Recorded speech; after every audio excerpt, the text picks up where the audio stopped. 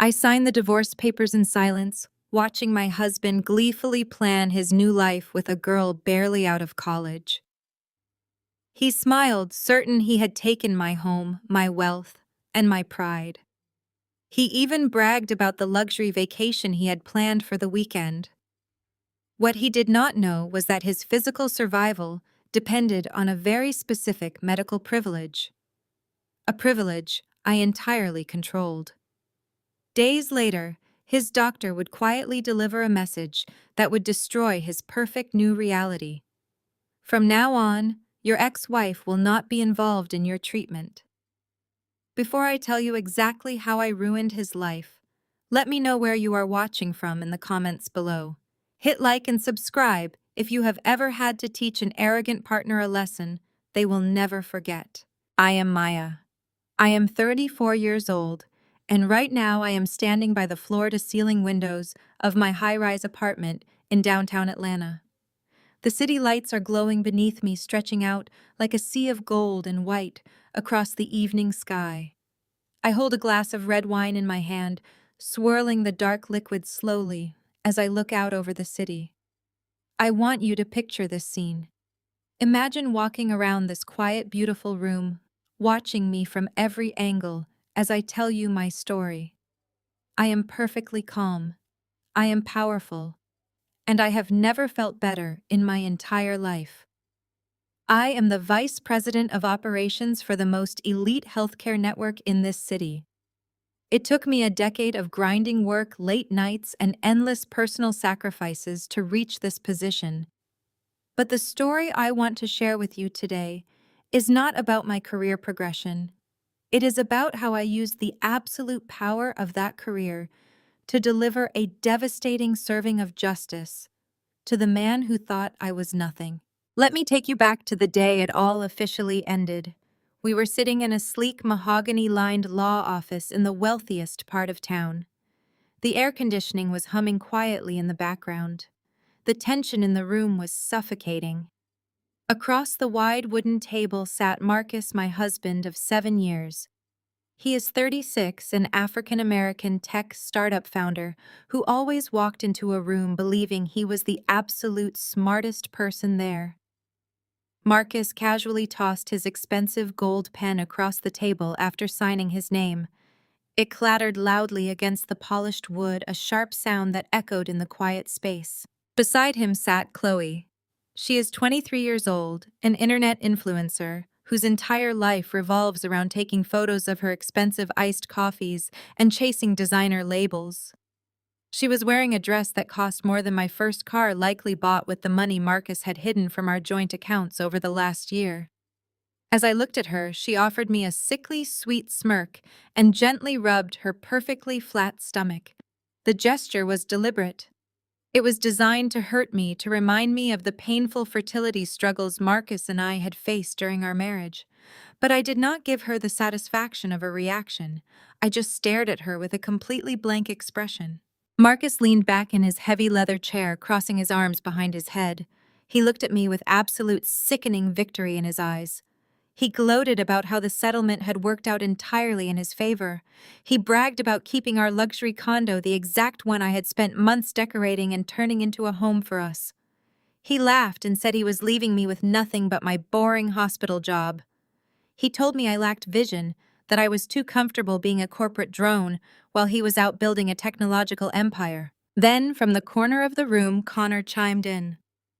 Connor is 35, a white man married to Marcus's sister. He works as a financial advisor and carries himself with an overwhelming sense of arrogance and unearned superiority. He has always hated me because I never fell for his fake charm and always questioned his shady investment strategies. Connor pushed himself off the wall he had been leaning against. He adjusted his expensive suit jacket and looked down at me with pure disdain. "Face it, Maya," Connor said, his voice dripping with condescension. "A corporate grind like you could not keep a visionary man like Marcus happy. You are too rigid. You are too focused on the rules and your little spreadsheets. You lack the creativity to understand his world. Be a good girl. Sign the papers and let the adults handle the wealth. You can go back to being a middle manager and playing it safe while Marcus changes the world." The sheer audacity of his words hung heavily in the air.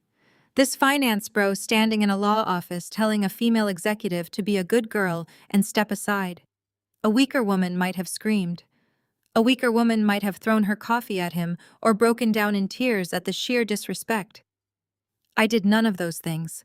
I simply picked up the pen. I signed the thick stack of divorce papers with smooth, steady strokes. I did not hesitate for a single second. I pushed the documents back across the table. Then I stood up, smoothed the skirt of my tailored black dress, and offered Chloe a bright, genuine smile. "Congratulations," I said to her softly. "He is your problem now." Marcus scoffed, clearly annoyed that I was not having an emotional breakdown.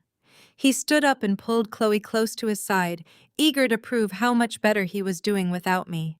"You can act tough all you want," Maya Marcus said with a cruel laugh. "But I am the one walking out of here a winner. In fact, Chloe and I are flying to Paris this weekend to celebrate our new life together. But first I am heading to the clinic on Saturday for my VIP medical infusion. Got to keep my health in top shape for the future, right?" I looked at him. I looked deep into his eyes, absorbing his arrogance, his pride, and his complete ignorance of how the world actually worked. He truly believed he had won. He truly believed he was untouchable. He suffered from a rare autoimmune disease that caused severe joint pain and organ inflammation. To stay healthy and walking, he required a highly specialized biological infusion every single week.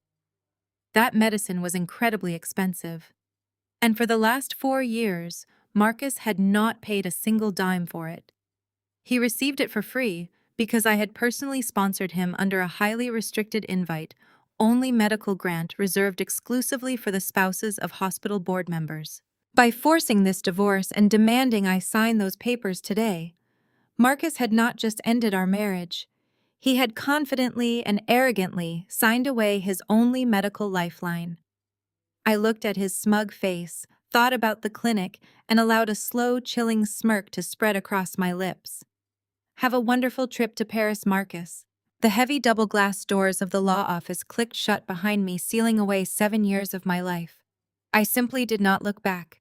My heels clicked a steady tempo against the polished marble floors. I felt lighter than I had in years. The suffocating weight of Marcus and his endless need for validation was finally off my shoulders. I pressed the elevator button and watched the numbers descend. Of course, my departure was not going to be uninterrupted. The universe always tests your patience one last time. As the doors slid open to the lobby, I was ambushed. Standing in the center of the lobby, blocking my path to the exit, were Tasha and Connor. Tasha is 32. Marcus's younger sister, an African-American woman who has spent her entire adult life treating her brother's bank account like her personal cash machine. She wore a designer tracksuit I knew Marcus had paid for. Standing next to her, looking as insufferable as ever, was Connor, her white 35-year-old husband. Connor works in finance, but somehow always needs a loan. He carries a staggering amount of unearned confidence, acting as if he is the mastermind behind Marcus's tech company, when in reality, he is just a parasite in a tailored suit. "Well, look who it is," Tasha said, crossing her arms and blocking the revolving doors. She looked me up and down with a sneer she had probably practiced all morning. "The ex-wife. I heard you gave up without a fight. Good for you, Maya. It is about time you realized you were out of your league." I stopped walking and looked at her calmly. I did not raise my voice or show an ounce of irritation. "Excuse me, Tasha," I said politely. "I have places to be." "Not so fast." Connor chimed in, stepping forward to stand shoulder to shoulder with his wife. He offered me a condescending smile. "Before you scurry back to your little hospital cubicle, we need the Platinum Country Club card. Marcus said you still have the secondary access pass. Since you are no longer part of the family, and clearly no longer have a provider to fund your lifestyle, you do not need it anymore. Hand it over, Maya." Tasha held out her hand, snapping her fingers. "Yeah, hand it over.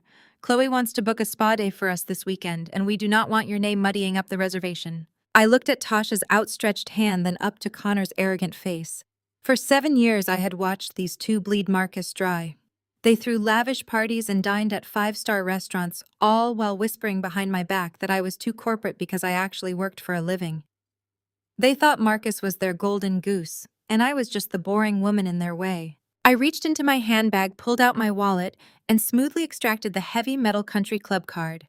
I held it between my index and middle finger, letting the lobby lights catch the platinum finish, then placed it gently into Tasha's waiting palm. "Here you go, Tasha," I said, my voice dripping with absolute serenity. "I hope you and Chloe have a wonderful time at the spa this weekend. But just a friendly piece of advice. You might want to carry some extra cash with you. That card is linked directly to my personal accounts, which means it will be completely deactivated by dinner time tonight. If you try to use it to buy so much as a bottle of sparkling water tomorrow, it is going to decline in front of everyone." Tasha scoffed loudly, shoving the card into her pocket. "You are so bitter, Maya. Just because you are broke now does not mean you have to lie. Marcus already transferred the billing to his corporate account. You really cannot handle the fact that we are doing better without you. Whatever helps you sleep at night," Connor added with a dismissive wave. "Have a nice life, Maya. Try not to miss us too much." I gave them one final radiant smile. Goodbye, Connor. Goodbye, Tasha. I stepped around them, pushed through the heavy doors, and walked out into the warm Atlanta afternoon. The bright sunlight hit my face, and I took a deep, cleansing breath. I want you to picture the camera following me now, tracking my steps as I walk across the pavement toward the private parking garage. My stride is purposeful. My posture is perfect. I am not a defeated woman slinking away in shame. I am a predator who has just quietly locked the cage. I reached my car, slid into the driver's seat, and closed the door, shutting out the noise of the city traffic. I sat there for a moment, gripping the steering wheel, reflecting on the absolute absurdity of the people I had just left behind.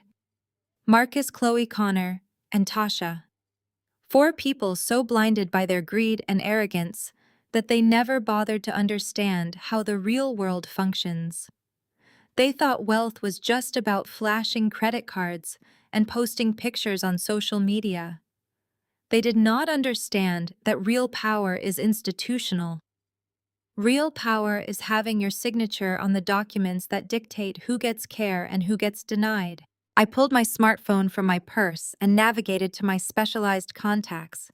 I pressed a number reserved only for top executives. The phone rang twice before a crisp, professional voice answered. "Executive billing and patient care. This is Sarah speaking. How can I help you today?" "Sarah, this is Maya Washington, Vice President of Operations," I said, my voice crisp and authoritative. "I am calling to update an executive profile. The divorce proceedings have been finalized as of this afternoon. Terminate Marcus Washington's spousal executive VIP grant immediately." There was the sound of rapid typing on the other end of the line. "Yes, ma'am," Sarah replied efficiently. "Processing the termination now. When would you like the coverage cutoff to take effect?" From midnight tonight, I instructed, leaning back against the leather headrest of my car. Remove all of his clearance codes for the VIP wing. Cancel any outstanding authorizations for his biologic infusions. From midnight tonight, Marcus Washington is a standard uninsured walk-in. He pays out of pocket or he does not get treatment. "Understood, ma'am. The system has been updated. Have a wonderful evening." I ended the call and placed my phone on the passenger seat. I looked at myself in the rearview mirror and smiled. Marcus was about to learn a very expensive, very painful lesson about who really held the power in our marriage. 3 days later, Saturday morning arrived. For the past 4 years, Saturday mornings for Marcus meant one thing: a trip to the Executive Wellness Pavilion at Atlanta Central Hospital.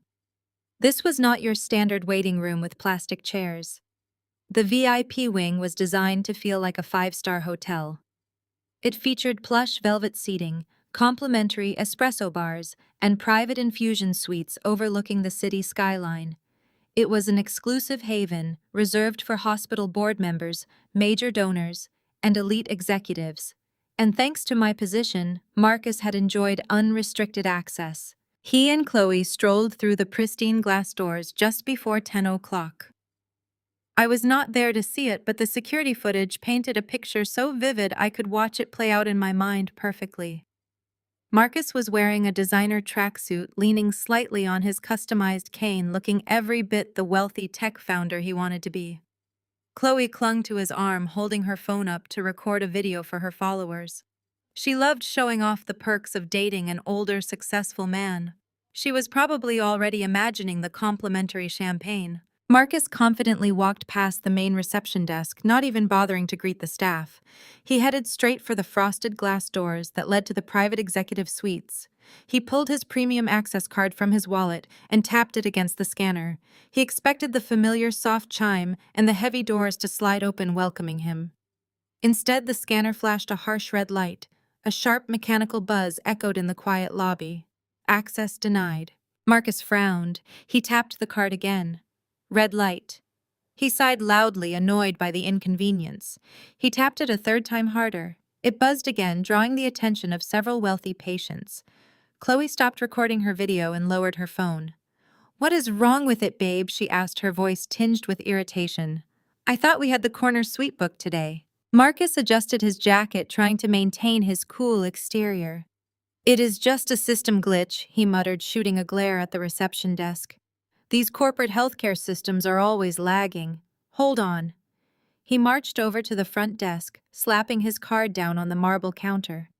The receptionist, a veteran staff member, who knew exactly what was happening, looked up at him with a neutral expression. "My card is not working," Marcus demanded, using that commanding tone he reserved for people he considered beneath him. "Reset the chip and let Dr. Pierce know I am here. We are running late and I need my infusion started immediately." The receptionist did not touch the card. "I apologize for the inconvenience, Mr. Washington," she said smoothly. "But I cannot reset this card. Your profile has been flagged by the central system. I will get Dr. Pierce." Marcus scoffed, leaning heavily against the counter. He was used to people bending over backward to accommodate him. He thought this was just a clerical error, a minor annoyance he could bully his way through. He had no idea the floor was about to drop out. A few moments later, Dr. Harrison Pierce emerged from the secure wing. Dr. Pierce is the head of rheumatology, a brilliant physician who does not tolerate fools easily. He walked out holding a sleek tablet, looking uncomfortable but resolute. He approached Marcus, bypassing the usual warm greeting. Marcus smiled, extending a hand. "Harrison, finally. Tell your staff to fix the system. We have a flight to catch this afternoon, and my joints are starting to flare up. Let us get this over with." Dr. Pierce did not take his hand. He looked at Marcus, then glanced briefly at Chloe. "I am sorry, Mr. Washington," Dr. Pierce said, his voice carrying through the quiet lobby. "But your access card has not malfunctioned. It has been deactivated. You are no longer executive tier." Marcus froze. His hand dropped to his side. The arrogant smile slid off his face, replaced by genuine confusion and rising anger. "What are you talking about? I am Marcus Washington. I have been coming to this exact suite for 4 years. What do you mean I am not executive tier?" Chloe stepped forward, crossing her arms defensively. "Yeah, do you know who he is? You cannot just kick him out. We have a schedule to keep." Dr. Pierce adjusted his glasses and looked at Marcus with a mixture of pity and professional detachment. "I know exactly who you are, Mr. Washington. But more importantly, the billing department knows your marital status. As of yesterday afternoon, your divorce was processed and verified by our system." Marcus waved his hand dismissively. "So what, I will put the billing on my own corporate card. Just run it and let us get back there. My knees are killing me." Dr. Pierce sighed heavily. "You do not understand. The biologic infusion you receive every single week, the medication that prevents your immune system from attacking your joints, costs $18,000 per dose." Chloe gasped. 18,000. Every week, Marcus turned slightly pale, but he puffed out his chest. "I run a tech company. I can handle it. Just run the card, Harrison." "You still do not understand." Dr. Pierce continued, his voice dropping to a sobering tone. "For the past 4 years, you have paid absolutely nothing for this treatment. $0. But it was not because your startup insurance covered it. Your insurance is basic. It does not cover experimental top-tier biologic treatments. You received this care entirely because you were personally sponsored. Marcus stared at him. Maya signed the authorizations herself under a highly restricted spousal grant, Dr. Pierce explained. By finalizing your divorce yesterday, you severed that tie. You no longer qualify for the grant, the medicine, or this VIP facility. By forcing that divorce, Marcus, you signed away your medical lifeline. Marcus stood frozen, staring at Dr. Pierce as the words echoed in the quiet lobby. His mind struggled to process the reality of the situation. He had always believed that his wealth and his title insulated him from the rules that governed everyone else. He thought the executive medical grant was just a perk of his status, a permanent fixture in his life. He never once considered that the woman he constantly belittled was the only reason he was allowed to walk through those glass doors. Before Marcus could formulate a response, the heavy wooden door behind Dr. Pierce opened again. A sharp-looking woman with gray hair pulled into a tight bun stepped into the lobby. She wore a tailored navy suit and carried a thick manila folder. This was Mrs. Higgins, the head of executive billing for the entire hospital network. She did not have the patient-comforting demeanor of a nurse or a doctor. She was a woman of numbers, contracts, and absolute authority. She walked directly up to Marcus, her expression completely unreadable. "Mr. Washington," Mrs. Higgins said, her voice crisp and echoing slightly in the vast room. "Since your access has been revoked, we need to address your outstanding account balance immediately." Marcus blinked, his arrogant facade cracking just a fraction. "Outstanding balance. I do not have a balance. I have never paid a dime in this facility. My insurance covers whatever the grant does not."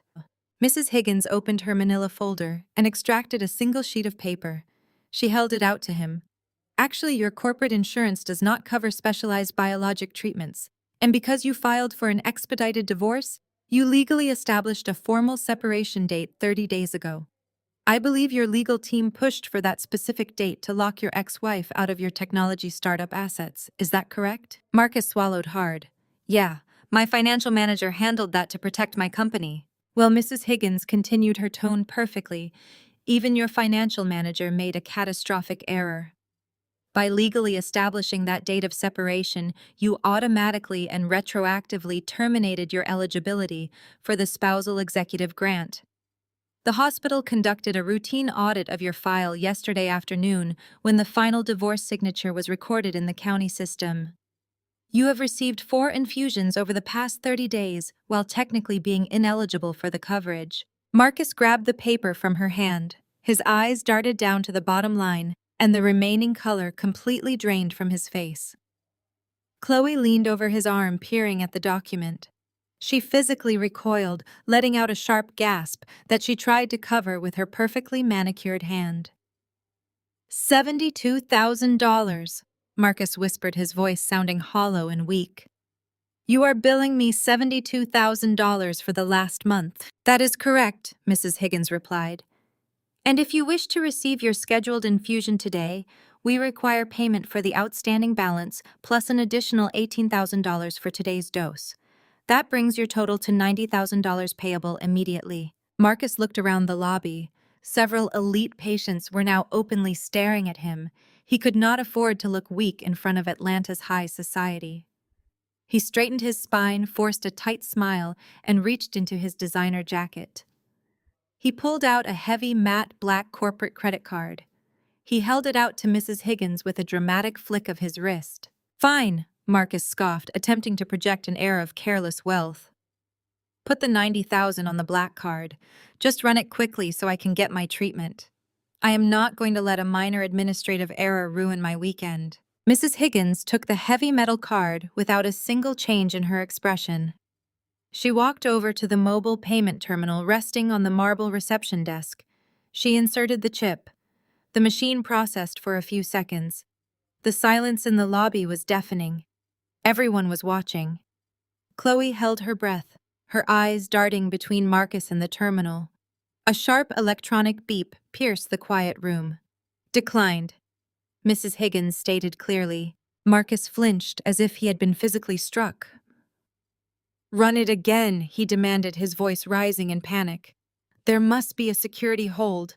I am flying to Paris today. My brother-in-law Connor manages all my finances. He probably forgot to clear the fraud protection alert for the large charge. Run it again. Mrs. Higgins swiped the card a second time. Another sharp beep. Declined. Marcus frantically dug into his wallet. He pulled out a personal platinum card and shoved it across the counter. Use this one. Split the charge if you have to. Just put it through. Mrs. Higgins swiped the second card. Declined. She looked up at Marcus, her eyes conveying absolute finality. I am sorry, Mr. Washington. All of your cards are returning insufficient funds or hard security blocks. We cannot process your payment today. Chloe took a slow step backward. The illusion of her billionaire boyfriend was shattering right in front of her eyes. She was looking at a man who could not even afford his own medical care. She clutched her expensive handbag to her chest, her face burning with profound humiliation as the wealthy wives of prominent CEOs watched them from the waiting area. Dr. Pierce stepped forward, crossing his arms. I am sorry, Marcus, but without payment, I cannot administer the biologic. I suggest you contact your financial manager and figure out your accounts. You cannot do this to me, Marcus shouted, completely losing his temper. I am a founder. I am a VIP. You cannot deny me my medication. His shouting echoed through the pristine halls. Two large security guards dressed in sharp black suits stepped out from the corridor. They approached Marcus quickly, but firmly. They placed themselves between Marcus and the executive suites. Sir, one of the guards said in a low, authoritative voice, we are going to have to ask you to leave the premises. You are causing a disturbance. Chloe did not wait for Marcus. Utterly mortified, she turned on her heel and practically jogged toward the exit, desperate to escape the judging stares of the elite socialites. Marcus tried to call after her, but the security guards gently but forcefully directed him toward the automatic glass doors. As Marcus stumbled out onto the hot Atlanta pavement, the automatic doors sliding shut behind him, a terrifying sensation washed over him. A sharp, familiar burning pain shot through his knees and flared in his knuckles. The missed dose was already taking its toll. He stood alone on the sidewalk, the gravity of his colossal mistake finally crashing down on him. I sat behind the glass desk in my executive suite on the 40th floor. The morning sun illuminated the pristine white surfaces of my office. Down below, the bustling streets of Atlanta looked insignificant. Up here, it was quiet. I took a slow sip of my black coffee. I knew exactly what was happening miles away at the VIP clinic. Right on cue, my cell phone began to buzz against the desktop. The screen lit up, displaying a name I had spent 7 years prioritizing above my own. Marcus. I did not answer immediately. I watched the phone vibrate, sending ripples across my coffee. 10 seconds later, it rang again. He was panicking. I picked up on the third ring, pressed accept, and held it to my ear without saying a word. Maya, what the hell did you do? Marcus screamed so loudly the audio distorted. His voice was stripped of the smooth, confident cadence he usually used to command a room. He sounded breathless. They just handed me a bill for $90,000 and kicked me out onto the street. Are you insane? You cannot do this. You are trying to kill me over a divorce. I remained perfectly still. I want you to visualize the camera slowly panning around me in a continuous circle, capturing my absolute lack of emotion. I am not a scorned woman throwing a tantrum. I am an executive holding a masterclass in accountability. Are you listening to me, Maya? Marcus yelled, his breathing ragged. My joints are already locking up. I cannot even walk to my car. You are so bitter that I left you for a younger woman that you are willing to commit attempted murder. I am calling the police. I am calling my lawyers. You are going to rot in a cell for this. Turn the access back on right now. Tell them you are covering the balance. I took another deliberate sip of my coffee. I swallowed gently, and then I finally spoke. My voice was calm, measured, and completely devoid of sympathy. I did not cancel your healthcare, Marcus, I stated clearly. You did. You walked into a law office and demanded an expedited divorce. You pushed for a formal separation date 30 days ago to hide your tech startup assets from the settlement. You wanted to be a single independent visionary. Well, congratulations. Visionaries pay their own medical bills, but you are the vice president. Marcus stammered, his anger giving way to panic. You can just override the system. I overrode the system when you were my husband, I corrected him sharply. You were covered under a restricted board of directors spousal grant. The key word there is spousal. By legally dissolving our marriage, you voluntarily removed yourself from that protective umbrella. I simply filed my updated marital status with Human Resources as required by federal law. The system automatically purged unauthorized dependents. That is not attempted murder, Marcus. That is corporate compliance. There was a heavy silence on the other end of the line. I could hear cars driving past him. I could hear Chloe crying softly in the background, complaining that they were going to miss their first-class flight to Paris. Maya, please, Marcus said, his voice suddenly dropping to a pathetic whimper. The pain is starting. You know what happens to my body without that infusion. My knees are burning. I cannot move my hands properly. I do not have $90,000 in liquid cash right now. Just turn it back on for today. I will figure out the rest later. I smiled a cold, hard smile. Call Cobra Marcus. I am sure they will be happy to assist you with a transition plan. Before Marcus could say another word, I heard the sound of scuffling on the other end of the line. The phone was snatched away. Suddenly, a new voice came through the speaker. It was Connor. He must have been waiting in the car. Listen to me, you vindictive corporate paper pusher, Connor snarled. He used his arrogant finance bro tone, attempting to use his white corporate privilege to bully an African-American woman into submission. You think you are so smart playing bureaucratic games. You messed with the wrong people today. I manage millions in assets. I play golf with the men who sit on your hospital board. I let out an amused sigh. Is that right, Connor? You better believe it. Connor threatened. I am going to make one phone call and have you fired by Monday morning. I am going to sue you personally for medical malpractice and intentional infliction of emotional distress. We are going to take everything you have left. You are going to be bankrupt and blacklisted from every healthcare network in Georgia. Turn the grant back on, or I will destroy your career. I leaned forward, resting my elbows on my glass desk. Connor, I said, my tone dropping to a whisper. You are a glorified accountant running a shell game for my ex-husband.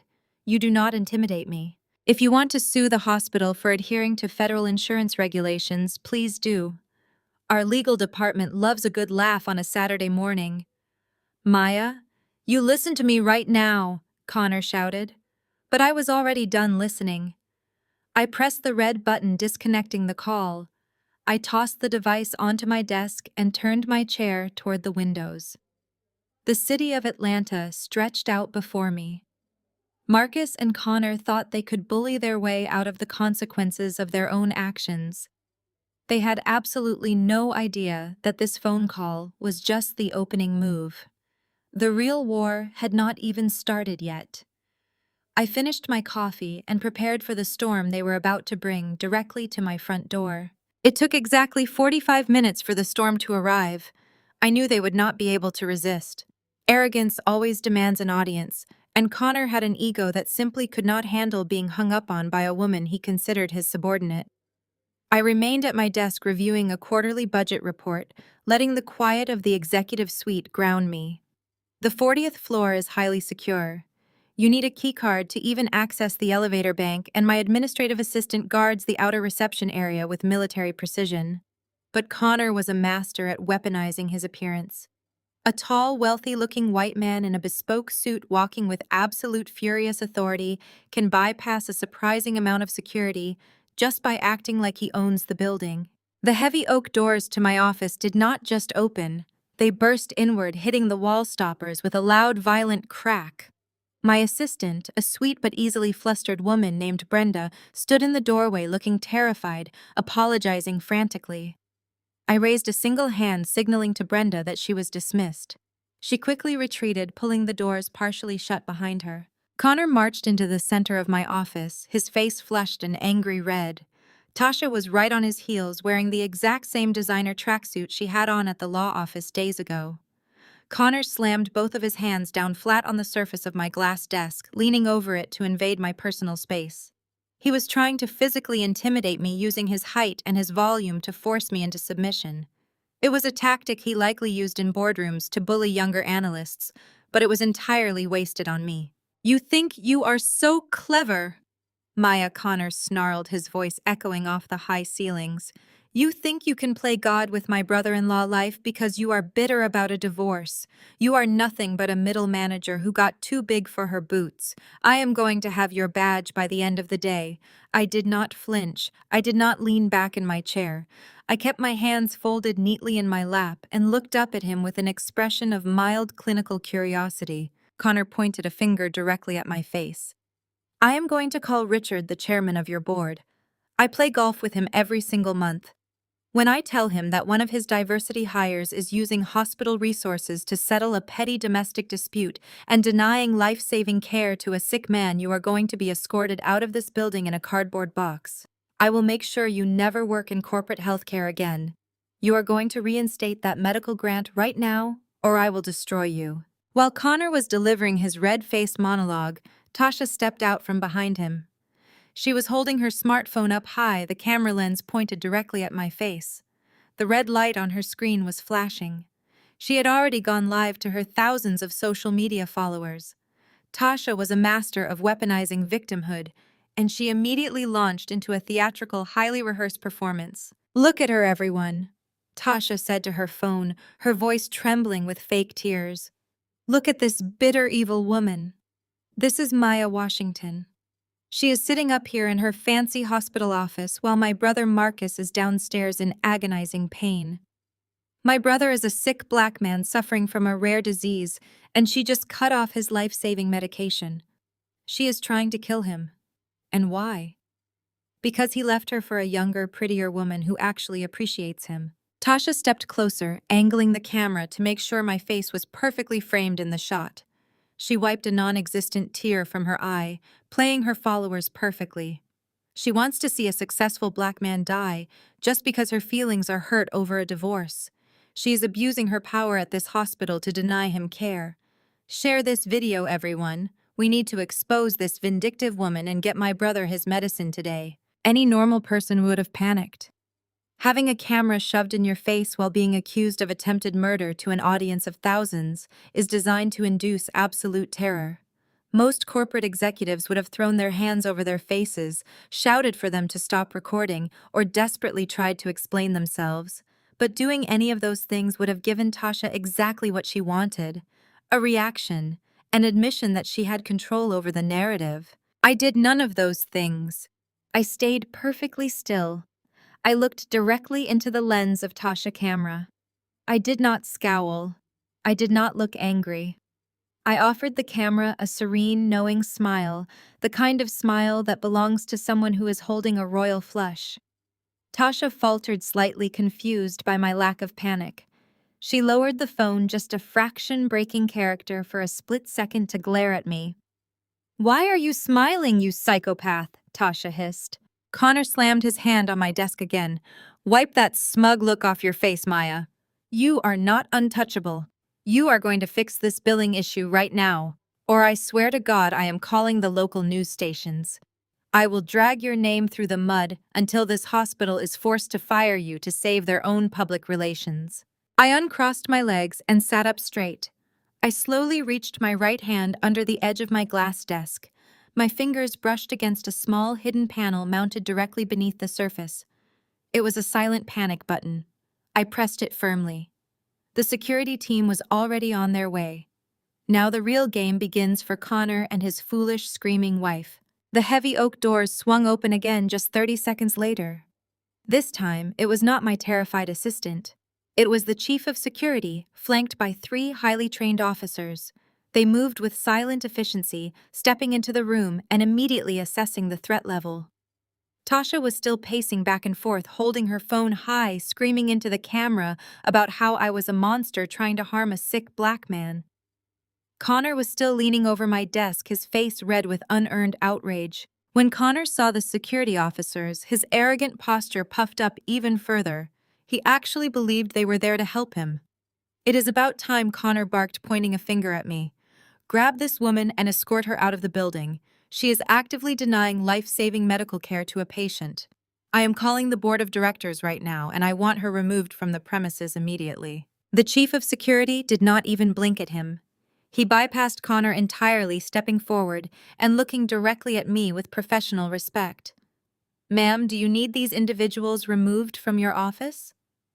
Connor looked absolutely stunned. He opened his mouth to shout again, but I raised my hand, silencing the room with a single gesture. "Just a moment, gentlemen," I said softly. "I have one final piece of business to conclude with my former brother-in-law before he leaves." I smoothly rolled my chair back and unlocked the bottom drawer of my desk. I reached inside and pulled out a thick manila folder. I placed it onto the pristine glass surface of my desk. With a deliberate, measured movement, I slid the folder across the glass until it stopped right in front of Connor. Connor stared down at it, his brow furrowing in confusion. "What is this?" he demanded, trying to maintain his aggressive tone, but a flicker of hesitation betrayed him. "More bureaucratic garbage. You think paperwork is going to save you from a public relations nightmare?" I stood up slowly, smoothing the skirt of my tailored dress. I walked around the edge of the desk until I was standing only a few feet away from him. I looked him dead in the eyes. While I was married to Marcus, I had full legal access to our joint tax returns. I began, my voice carrying the lethal calm of an executive about to terminate a contract. I also had access to the preliminary financial audits of his fitness technology startup. "You see, Connor, you always assumed I was just a boring middle manager who did not understand your brilliant financial strategies. You forgot that my entire career is built on corporate operations, regulatory compliance, and spotting financial discrepancies in billion-dollar healthcare networks." Connor stopped breathing. The angry red color began to drain from his cheeks, leaving him looking sickly and pale. Tasha was still rambling into her phone in the background, completely oblivious to the shift in the room's atmosphere. I opened the cover of the manila folder. Inside were pages of heavily redacted financial documents, bank statements, and tax forms. I tapped my manicured fingernail against a column of highlighted numbers. "You have not been growing my ex-husband's wealth, Connor," I stated, laying out the facts with surgical precision. "You have been running a shell game. You have been laundering money through Marcus's fitness app. I found the massive illegal discrepancies. You created thousands of fake user subscriptions to funnel dirty cash through his startup to cover the staggering losses from your own disastrous offshore investments. You turned his company into a washing machine for your bad debts. That is not brilliant financial management. That is wire fraud, tax evasion, and embezzlement." Connor stumbled backward, his shoulders hitting the heavy wooden bookshelf behind him. His mouth opened, but no sound came out. The arrogant, superior finance bro, who had barged into my office threatening to destroy my career, was entirely gone. In his place stood a terrified, desperate criminal who had just realized his entire life was over. "You cannot prove any of that," Connor whispered, his voice trembling so badly he sounded like a frightened child. I smiled. It was a cold, merciless smile. "I do not have to prove it in a courtroom, Connor. I just have to hand this file over to people who can." I stepped closer to him, lowering my voice so that only he could hear the absolute venom in my words. I delivered my final ultimatum with crystal clarity. "If that live video your foolish wife is recording right now goes online," I whispered, "if you ever step foot in my hospital again, or if you ever threaten my career or my safety in any capacity, this entire file goes directly to the Internal Revenue Service and the Securities and Exchange Commission. You will not just lose your country club membership. You will lose your freedom. You will spend the next 20 years in a federal penitentiary. Now get out of my hospital." Connor looked at me with pure, unadulterated terror. He turned his head and looked at Tasha, who was still holding her phone up, complaining to her followers about how the hospital security was trying to silence a black family in pain. Connor lunged across the room. He grabbed Tasha's wrist with such force that she shrieked in surprise. He snatched the smartphone out of her hand, his fingers fumbling in a frantic panic as he desperately mashed the screen to end the live broadcast. "What are you doing?" Tasha screamed, struggling to pull her arm away from his vice-like grip.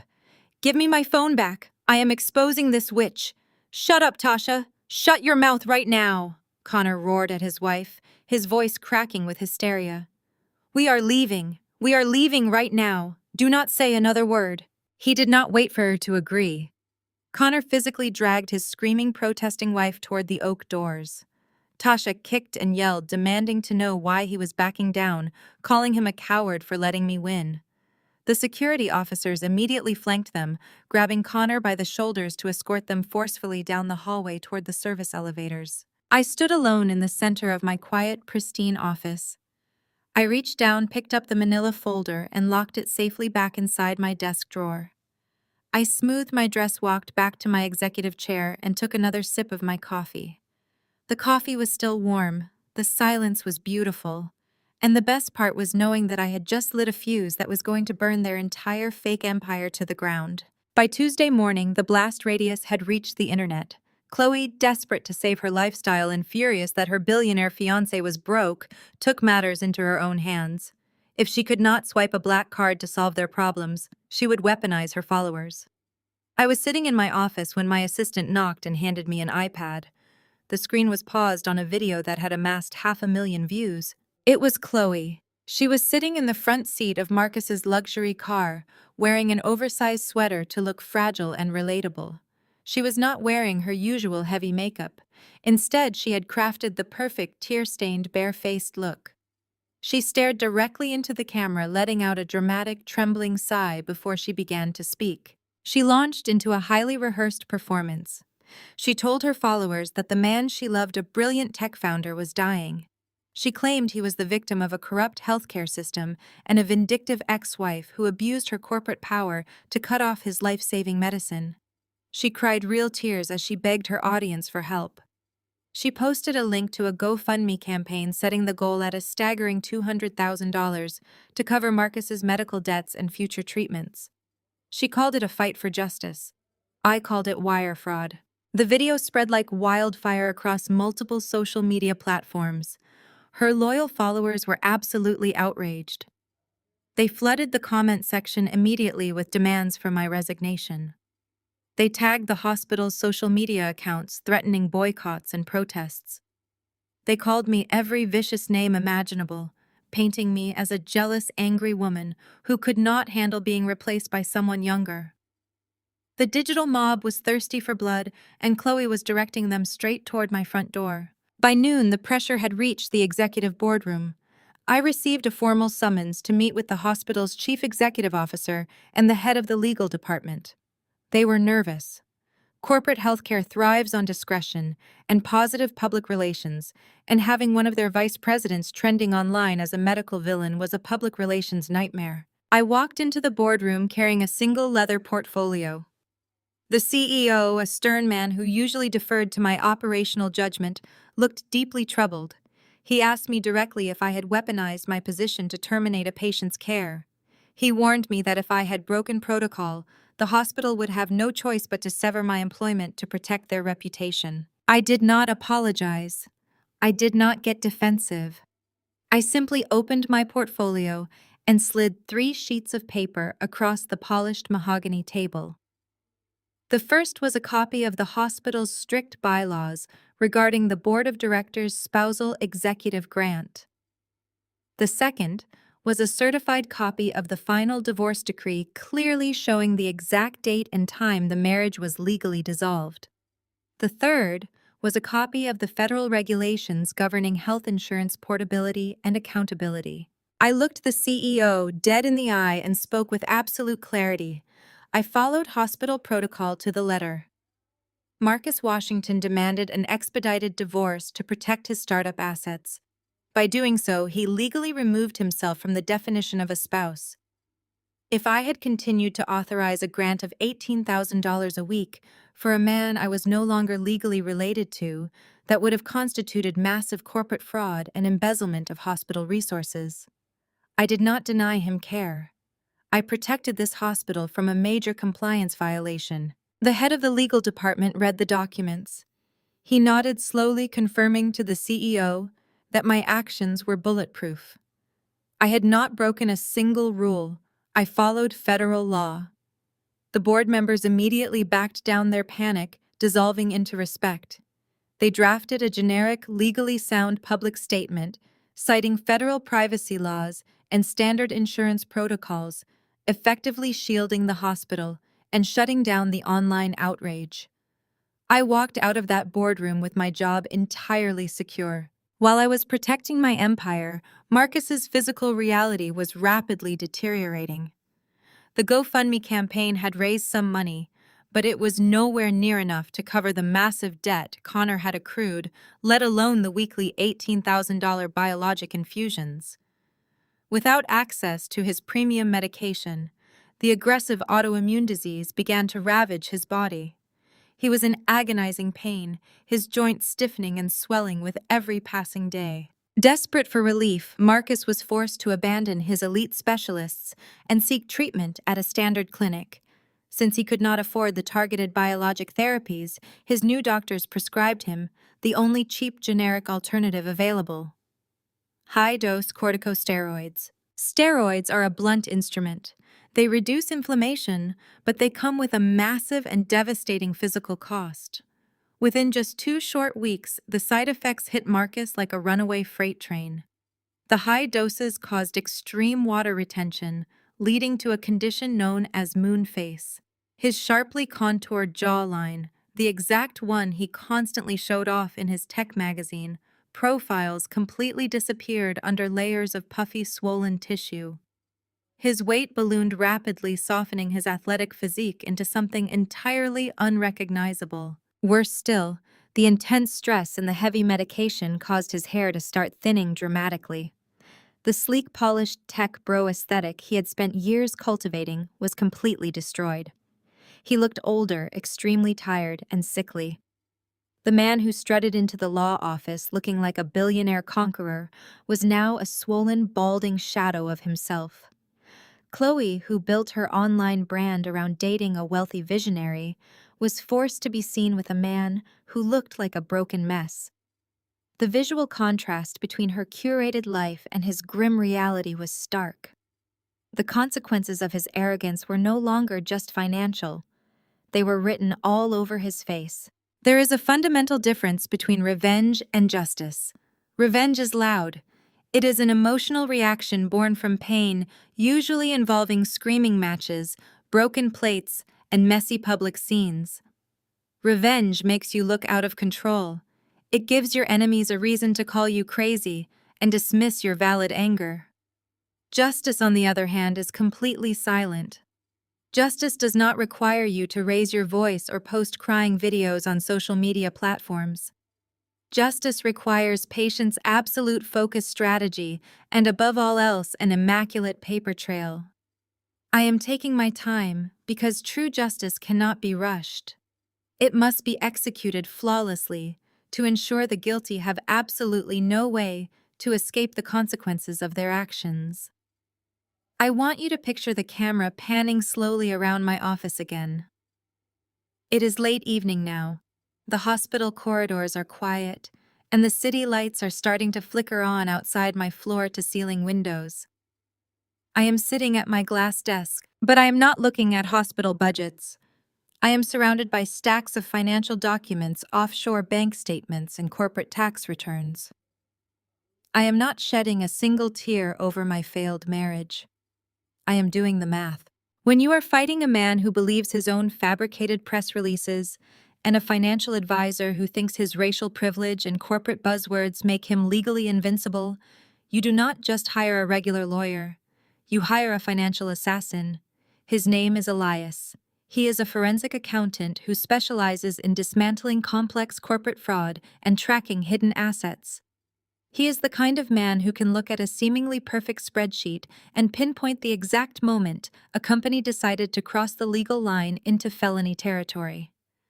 I handed Elias the preliminary files I had gathered while married to Marcus. These were the exact same redacted files that had sent Connor running from my office in sheer unadulterated terror just days prior. I gave Elias a very simple directive. I told him to dig into every single transaction Marcus and Connor had made over the past 3 years. I wanted to know where every single dollar originated, where it was hidden, and exactly how deep the financial rot actually went. It took Elias less than 48 hours to completely unravel the entire illusion of Marcus Washington. For years, Marcus had paraded around Atlanta high society as a brilliant tech visionary. He threw lavish parties, bought luxury cars, and funded Chloe's expensive influencer lifestyle without a second thought. But the reality behind the curtain was grim. The truth always leaves a paper trail if you know exactly where to look. His fitness technology startup was bleeding cash at an alarming rate.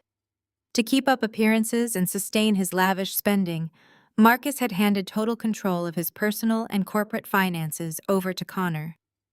Marcus trusted Connor implicitly. Connor had the right pedigree, the right exclusive golf club memberships, and the right arrogant attitude that Marcus desperately wanted to emulate. Marcus thought proximity to Connor's white corporate privilege would elevate his own status in the business world. But Connor was not building wealth for his brother-in-law, he was gambling it away. Elias showed me the routing numbers tracking the digital footprints across multiple borders. Connor had been quietly siphoning massive amounts of money from Marcus's company accounts. He was funneling the dirty cash to fund a series of incredibly reckless high-risk offshore investments. Connor was trying to play in the big leagues using Marcus's startup as his own personal piggy bank. But Connor was not nearly as smart as he pretended to be. When those risky offshore investments inevitably tanked, Connor panicked. He needed a massive injection of liquid cash to cover his tracks before the startup investors and the board members noticed the missing funds. He needed collateral to secure a desperate bailout loan, but his own assets were already tied up in other failing ventures, so he looked for the next best thing available to him. That is when Elias and I found the ultimate smoking gun. Remember the luxury downtown condo that Marcus bragged about keeping in the divorce settlement? The beautiful multi-million-dollar home he laughed in my face about taking from me at the law office. He truly thought he had outsmarted me by fighting so aggressively for our primary residence. What Marcus did not realize was that his brilliant financial manager had quietly used that exact property to save his own skin. Connor had forged Marcus's signature on a set of secondary authorization documents. He used the luxury condo as collateral to secure a massive high-interest loan from an aggressive overseas lender. Connor threw Marcus's most valuable asset directly into the fire to cover his own embezzlement. And because Connor's investment strategies had completely and totally collapsed, that massive offshore loan had just defaulted. The grace period was over. The overseas lender was not interested in excuses, and they certainly did not care about Marcus's failing health or his public relations nightmares. Elias reached into his leather briefcase and slid a formal, heavily stamped bank notice across my glass desk. It was a finalized notice of default and foreclosure. The reality of the situation was absolutely staggering. Marcus was not just a sick man who had lost his premium medical insurance and his liquid cash. He was millions of dollars in debt. He was holding the deed to a property that was no longer his. The bank was actively coming to seize the luxury condo, and the eviction process was already in motion. Marcus was about to be completely homeless, severely sick, and entirely bankrupt. And the truly beautiful part of this entire situation was that he did not even know it yet. He was sitting in that condo right now believing he was a king, while the ground beneath his feet was already completely gone forever. My accountant Elias handed me the final piece of the puzzle. Now it was time to let my legal team do what they do best. I did not text Marcus. I did not leave an angry voicemail for Tasha or comment on Chloe's fake crying videos. I simply gave my lead attorney the green light. The next morning, a highly paid fleet of process servers fanned out across the city of Atlanta. The delivery was meticulously coordinated to happen at the exact same moment. Marcus and Chloe were having breakfast in the luxury condo they were about to lose. Tasha was sipping a wildly expensive vanilla latte at her upscale fitness club. They were all handed thick, heavy legal envelopes by strangers in dark suits. Inside were aggressive defamation lawsuits and immediate cease and desist orders. My lawyers did not just ask them politely to take down the malicious videos. They demanded a full public retraction and threatened millions of dollars in civil damages for libel slander and tortious interference with my professional career. The documents detailed exactly how Tasha had trespassed into my executive office and how Chloe had broadcast deliberate lies about my corporate compliance. The legal language was not emotional. It was absolutely lethal. It promised to drag every single one of them through a brutal, humiliating, and financially devastating public trial if they ever uttered my name on the internet again. For Chloe, the nightmare was only just beginning. She had built her entire online personality around being a wealthy lifestyle influencer. She truly thought she was untouchable behind her shiny phone screen. But my legal team knows exactly how the internet economy works. They bypassed Chloe entirely and went straight for the throat of her revenue streams. They sent certified legal letters to every single brand that currently sponsored her. They contacted the corporate legal department of the crowdfunding platform she was using. The letters pointed out a very simple, undeniably devastating fact. Chloe was raising money under the guise of an unfair medical denial. But the medical records which my lawyers legally summarized proved Marcus lost his coverage voluntarily through his own expedited divorce filings. Therefore, Chloe was soliciting funds from the public using a deliberately fabricated narrative. In the eyes of the federal government, raising money across state lines using digital deception is not a simple mistake. It is classified as wire fraud. The moment the word fraud hit the inboxes of her corporate sponsors, Chloe's digital empire evaporated into thin air. Within 4 hours, her highly publicized GoFundMe page was suspended pending a thorough federal review. By noon, 3 major national cosmetics brands publicly announced they were terminating their partnerships with her immediately. Her inbox, usually full of exclusive party invitations and offers for free luxury products, was suddenly overflowing with aggressive breach of contract notices. The young, arrogant girl who had smirked at me in the law office was now facing complete financial ruin and a potential federal investigation. Panic is a highly infectious disease. When the real consequences finally arrived, the fragile alliance between my enemies shattered. Tasha, who had been perfectly happy to scream at me in my office and play the victim for social media engagement, completely lost her nerve when the reality of a massive defamation lawsuit set in. She realized her husband's money was tied up, her brother was secretly broke, and now she was personally facing a ruinous legal battle she could not afford. She did what cowards always do when cornered. She desperately looked for a scapegoat. She drove straight to Marcus's luxury condo and unleashed her absolute terror on Chloe. The security cameras in the building lobby caught the entire explosive confrontation on tape. Tasha screamed at Chloe violently, blaming the influencer for ruining their prominent family reputation. She accused Chloe of posting the video that provoked my legal team, conveniently forgetting that she had started the livestream in my office first. Chloe screamed right back, crying and calling Tasha a parasite who only cared about keeping up appearances while contributing absolutely nothing. Marcus, looking incredibly weak and suffering from severe joint pain, tried to physically step between his angry sister and his sobbing fiancée. But he was forcefully pushed aside in the chaos. He fell heavily against the cold marble wall, clutching his swollen knees in agony as the 2 women he had chosen over me tore each other to pieces. I watched the security footage of their humiliating lobby fight later that afternoon. I did not laugh at them. I did not cheer or clap my hands. I just watched it with cold, clinical satisfaction. They were destroying themselves from the inside out. They had spent years relying entirely on my stability, my high income, and my quiet tolerance of their blatant disrespect. The exact moment I removed my protection, their true ugly natures were completely exposed for everyone to see. Marcus was a physical and financial fraud. Connor was an embezzling criminal. Tasha was a terrified coward. And Chloe was just a naive, greedy girl who hitched her wagon to a rapidly sinking ship. They mistakenly thought my silence during the divorce proceedings meant I was weak and easily defeated. They mistook my corporate professionalism for total submission. But true power does not ever need to announce itself loudly in a crowded room. True power sits quietly in a pristine office on the 40th floor, sipping black coffee and smoothly signing the legal paperwork that permanently seals the exits. I had successfully isolated them, stripped them of their fake victimhood, and paralyzed their remaining finances. The social media mob that had been aggressively calling for my job was suddenly very quiet, as the news of the fundraiser and the severe defamation suits leaked to the local Atlanta blogs.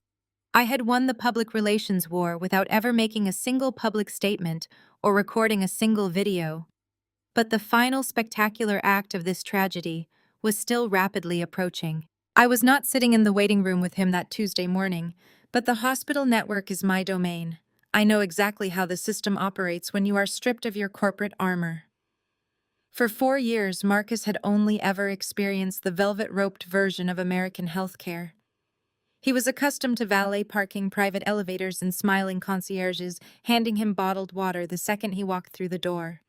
But when you lose your elite insurance and you default on your medical debts, gravity pulls you down to the bottom very quickly.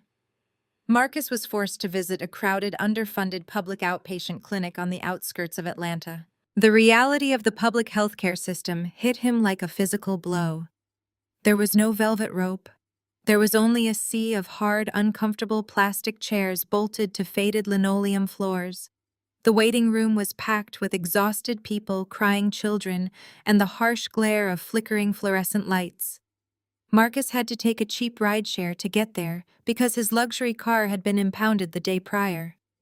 He sat in the corner trying to pull the collar of his jacket up to hide his face. But he could not hide the physical degradation that was rapidly overtaking his body. The cheap generic steroids he had been swallowing to manage his pain were ravaging his system. The severe water retention had completely erased his sharp jawline, leaving his face swollen and round. His tailored designer suit hung awkwardly over his newly bloated midsection. The aggressive medication was causing his hair to thin in patchy, uneven clumps. He looked absolutely nothing like the arrogant tech visionary who had tossed a gold pen across a mahogany table just weeks ago. He looked like a broken, sick, desperate man. He sat in that hard plastic chair for 3 agonizing hours. Every minute that ticked by sent fresh waves of burning pain shooting through his joints. Finally, a tired nurse holding a worn clipboard stepped through the double doors. She did not say "right this way, Mr. Washington." She simply butchered the pronunciation of his last name and gestured toward a cramped, sterile examination room down a narrow hallway. Marcus struggled to stand up. His knees popped loudly, grinding bone against bone. He hobbled down the corridor, his ego completely shattered by the indignity of being treated like an average, uninsured citizen. He managed to pull himself onto the examination table just as the door opened. Dr. Harrison Pierce walked in. Marcus had begged and pleaded with the clinic administrators to secure a consultation with his former specialist, leveraging every last ounce of his remaining social capital just to get Pierce in the room. Marcus tried to force his old charming smile, attempting to greet the doctor like they were still golf buddies. Dr. Pierce did not smile back. He did not offer a handshake. He simply opened a digital file on his tablet and looked at Marcus with cold, clinical detachment. "Your blood work is highly concerning, Marcus," Dr. Pierce stated, skipping the pleasantries entirely. "The high-dose corticosteroids you are taking are completely failing to suppress the underlying autoimmune response. They are a temporary bandage, and the adhesive is peeling off rapidly. The inflammation in your synovial fluid is out of control." Marcus gripped the edge of the examination table, his knuckles swollen and red. "I know, Harrison. The pain is unbearable. I can barely walk up a flight of stairs anymore. You have to put me back on the biologic infusions. I will sign a promissory note. I will give the hospital equity in my startup. Just get me the medicine today." Dr. Pierce shook his head slowly. "The hospital does not accept startup equity in exchange for $18,000 weekly infusions. But you need to understand the severity of your current trajectory. If you do not resume the targeted biologic therapy within the next 8 weeks, the cartilage in your knees and hands will deteriorate beyond the point of repair. The chronic inflammation will cause the bones to calcify. Marcus stopped breathing. What does that mean? He asked, his voice shaking with pure terror. It means your joints will permanently fuse together, Dr. Pierce explained, without a single ounce of sugarcoating. You will lose the ability to bend your knees. You will lose the fine motor skills in your hands. The damage will be irreversible. You will be permanently disabled and likely confined to a wheelchair before the end of the year. The absolute horror of that prognosis crashed down on Marcus. The illusion of his invincibility was gone. The tech bro conqueror was dead. He was just a terrified sick man staring at a lifetime of agonizing disability. Marcus broke down. He started crying right there on the examination table. He begged Dr. Pierce. He pleaded with him to pick up the phone and call me. "Harrison, please," Marcus sobbed, wiping tears from his swollen face. "Call Maya. Talk to her for me. Tell her I am sorry. Tell her I will give her the condo back. I will sign whatever she wants. She listens to you. Just ask her to reinstate the grant. Please, I do not want to end up in a wheelchair." Dr. Pierce looked down at him, his expression completely devoid of mercy. He closed his digital tablet with a sharp final click. "I am not calling anyone, Marcus. When you stood in that law office, you demanded independence. You told Maya she was just a corporate grind who lacked vision. You told her to step aside so the adults could handle the wealth. Well, you are an adult. You have all the wealth you fought so ruthlessly to keep. I suggest you figure out how to liquidate it and pay your medical bills. My office will send you the standard referral paperwork for a pain management clinic. Good luck." Dr. Pierce turned and walked out of the cramped room, shutting the heavy door behind him. Marcus was left completely alone in the sterile silence. The panic inside his chest mutated into pure blind desperation. He slid off the examination table, biting his lip to suppress a scream as his burning knees took his weight. He stumbled out of the clinic and dragged himself to the nearest sidewalk. His hands were trembling violently as he pulled his smartphone from his pocket. He brought up his contacts and hit the call button for Connor. He did not care about the business anymore. He did not care about the fake engagement gala or the social media optics. He listened to the phone ring, his breath coming in ragged gasps. When Connor finally answered, Marcus did not say hello. He screamed into the receiver with the raw, guttural panic of a man fighting for his physical survival. "Sell everything," Marcus roared into the phone, ignoring the stares of pedestrians walking past him on the street. "I do not care what the market looks like right now. I do not care about the penalties or the tax brackets. Liquidate the entire stock portfolio today. Cash out the mutual funds. Drain the corporate reserve accounts. I need $18,000 a week in liquid cash, and I need the first installment wired to my personal account by tomorrow morning. Sell it all right now." Marcus stood on the hot pavement, clutching his phone like a lifeline, waiting for his brilliant financial manager to save him. He had absolutely no idea that the safety net he was desperately commanding Connor to deploy had already been burned to ashes. The morning air in Atlanta was humid and heavy, but inside my executive office on the 40th floor, the climate control kept the atmosphere perfectly sterile. I sat behind my glass desk, looking out over a city that I had spent a decade helping to build. My phone sat in the center of the desk like a dormant bomb. I knew Marcus would call. Men like him, men who had spent their entire adult lives believing that the world revolved around their ego, did not simply walk away quietly when they realized they had lost their grip on their primary source of power. I took a slow, deliberate sip of my black coffee, savoring the bitter warmth. I had spent 7 years listening to Marcus brag about his brilliance, his connections, and his genius. Now it was finally his turn to listen to the sound of his own ruin. The phone vibrated against the glass desk with a sharp, insistent rattle.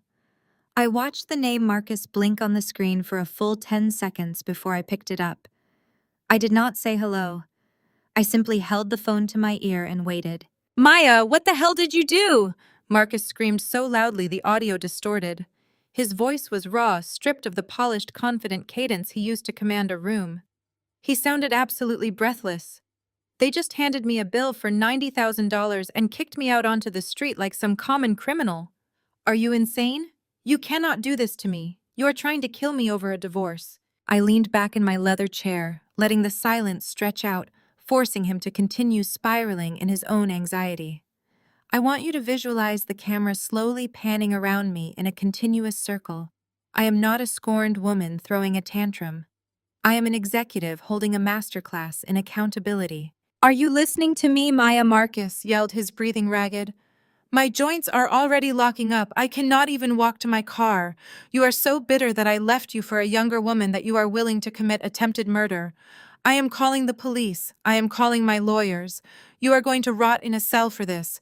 Turn the access back on right now. Tell them you are covering the balance. I took another deliberate sip of my coffee, feeling the heat settle in my chest. I swallowed gently and then I finally spoke. My voice was calm, measured, and completely devoid of the sympathy he desperately craved. I did not cancel your health care, Marcus, I stated clearly. You did. You walked into that law office and demanded an expedited divorce. You pushed for a formal separation date 30 days ago to hide your tech startup assets from the settlement agreement. You wanted to be a single, independent visionary. Well, congratulations. Visionaries pay their own medical bills. But you are the vice president of operations. Marcus stammered, his anger giving way to pure, unadulterated panic. You can just override the system. You have the access codes. I overrode the system. When you were my husband, I corrected him sharply. You were covered under a highly restricted board of directors spousal grant. The key word there is spousal. By legally dissolving our marriage, you voluntarily removed yourself from that protective umbrella. I simply filed my updated marital status with Human Resources as required by federal law. The system automatically purged unauthorized dependents. That is not attempted murder, Marcus. That is corporate compliance. There was a heavy silence on the other end of the line. I could hear cars driving past him. I could hear Chloe crying softly in the background, likely complaining that they were going to miss their first-class flight to Paris because of the chaos he had caused. Maya, please. Marcus said, his voice suddenly dropping to a pathetic, high-pitched whimper. The pain is starting. You know what happens to my body without that infusion. My knees are burning. I cannot move my hands properly. I do not have $90,000 in liquid cash right now. Just turn it back on for today. I will figure out the rest later. I smiled a cold, hard smile looking out at the city skyline. Call Cobra, Marcus. I am sure the insurance administrators will be happy to assist you with a transition plan. Before Marcus could say another word, I heard the sound of scuffling on the other end of the line. The phone was clearly snatched away. A new voice came through the speaker. It was Connor. He must have been waiting in the car, ready to deploy his brand of arrogant finance bro intimidation. Listen to me, you vindictive corporate paper pusher, Connor snarled. He used his signature arrogant tone, attempting to use his white corporate privilege to bully an African-American woman into submission. You think you are so smart playing bureaucratic games. You messed with the wrong people today. I manage millions in assets. I play golf with the men who sit on your hospital board. I let out an amused sigh. Is that right, Connor? You better believe it, Connor threatened. I am going to make one phone call and have you fired by Monday morning. I am going to sue you personally for medical malpractice and intentional infliction of emotional distress. We are going to take everything you have left. You are going to be bankrupt and blacklisted from every healthcare network in Georgia. Turn the grant back on, or I will destroy your career. I leaned forward, resting my elbows on my glass desk, letting the weight of my authority fill the room. Connor, I said, my tone dropping to a lethal whisper. You are a glorified accountant running a shell game for my ex-husband. You do not intimidate me. If you want to sue the hospital for adhering to federal insurance regulations, please do. Our legal department loves a good laugh on a Saturday morning. Maya, you listen to me right now, Connor shouted.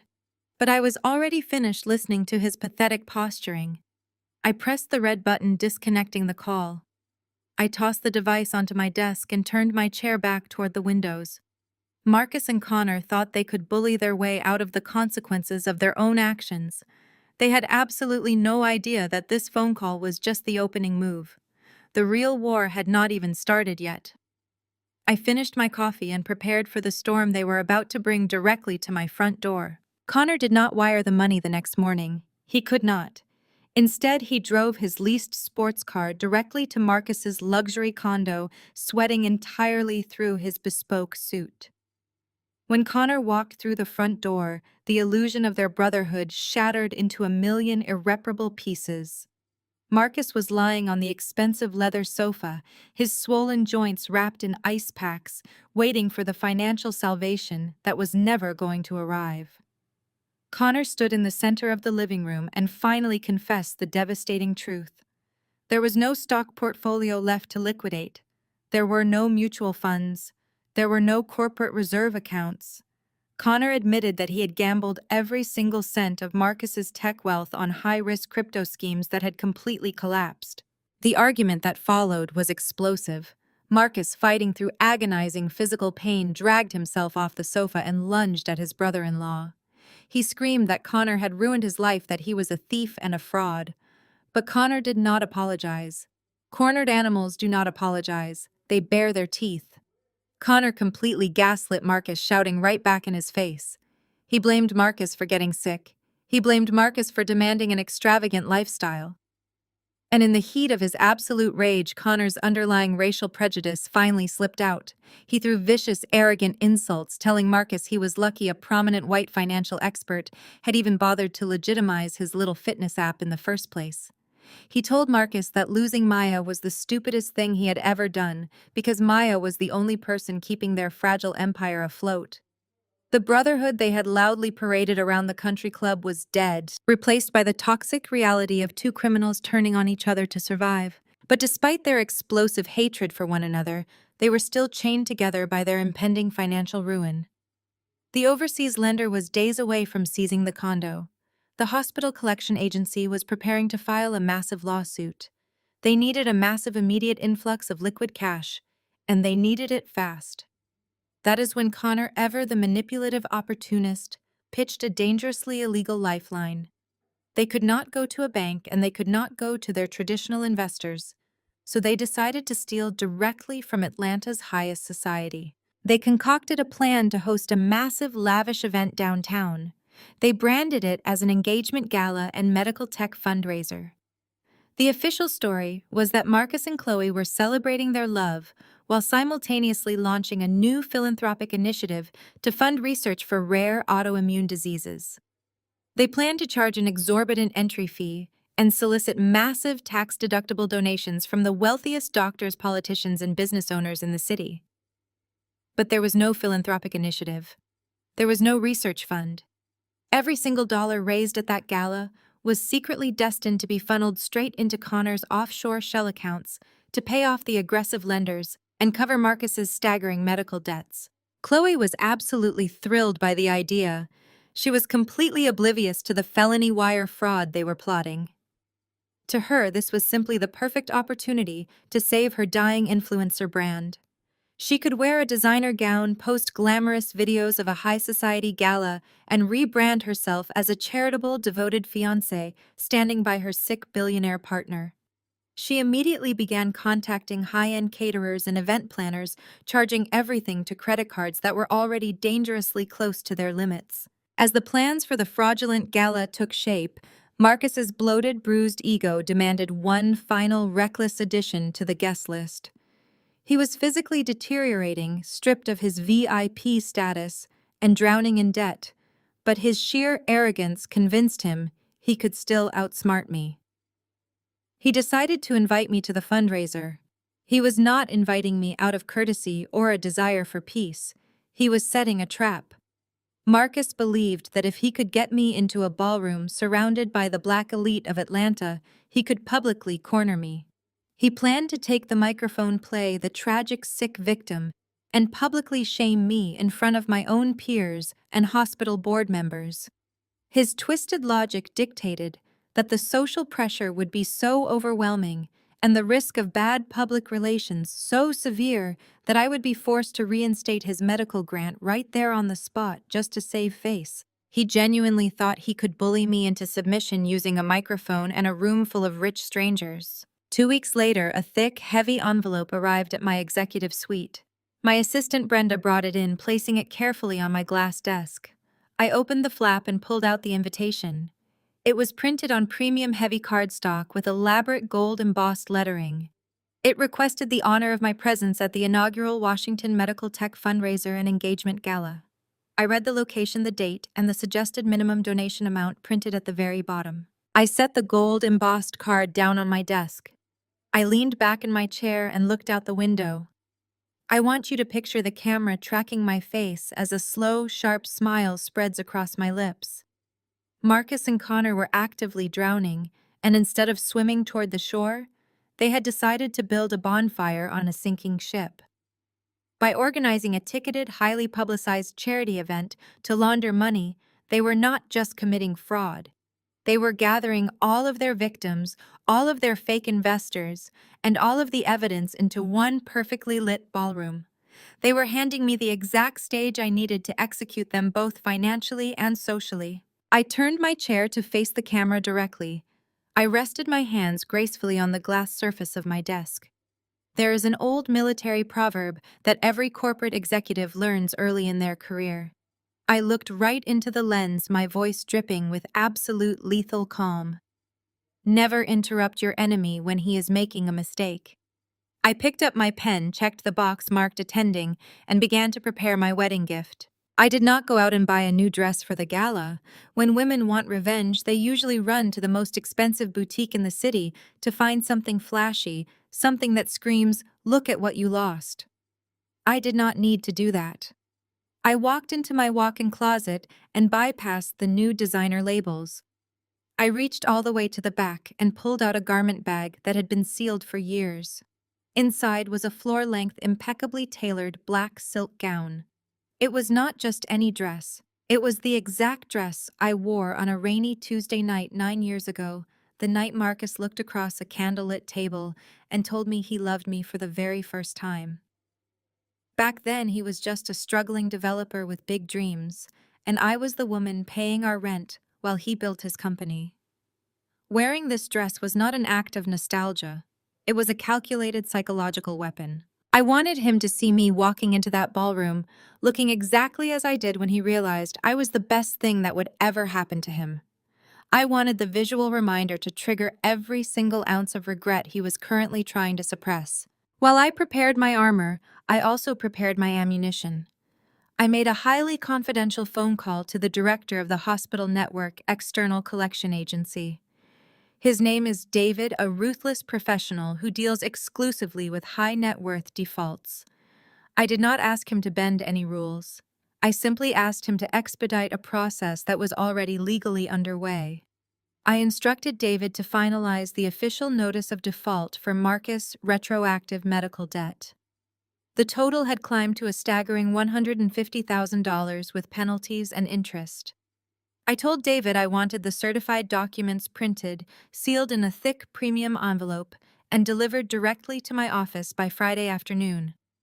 I was not going to let a process server hand Marcus his financial death warrant.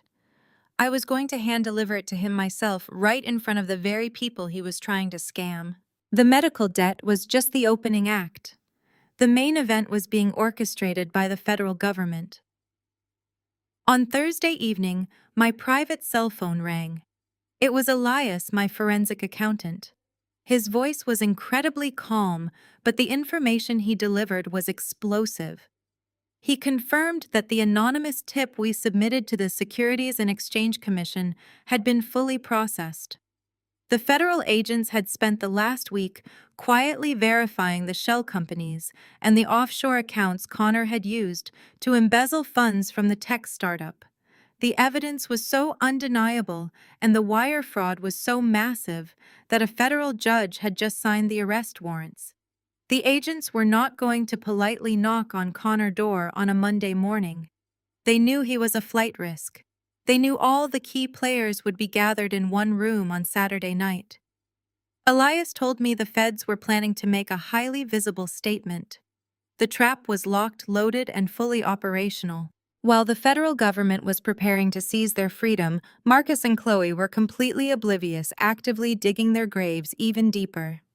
Through mutual acquaintances in Atlanta high society, I heard exactly what was happening behind the closed doors of their luxury condo. The tension between them was reaching a breaking point. Marcus was in absolute agony. His joints were stiff, his face was swollen from the cheap steroids, and the sheer terror of his impending bankruptcy was eating him alive. But Chloe did not care about his health or his stress levels. She only cared about her image. She was furious that her influencer brand had taken a massive hit, and she demanded compensation. She threw a massive tantrum, insisting that Marcus buy her a spectacular diamond necklace to wear to the engagement gala.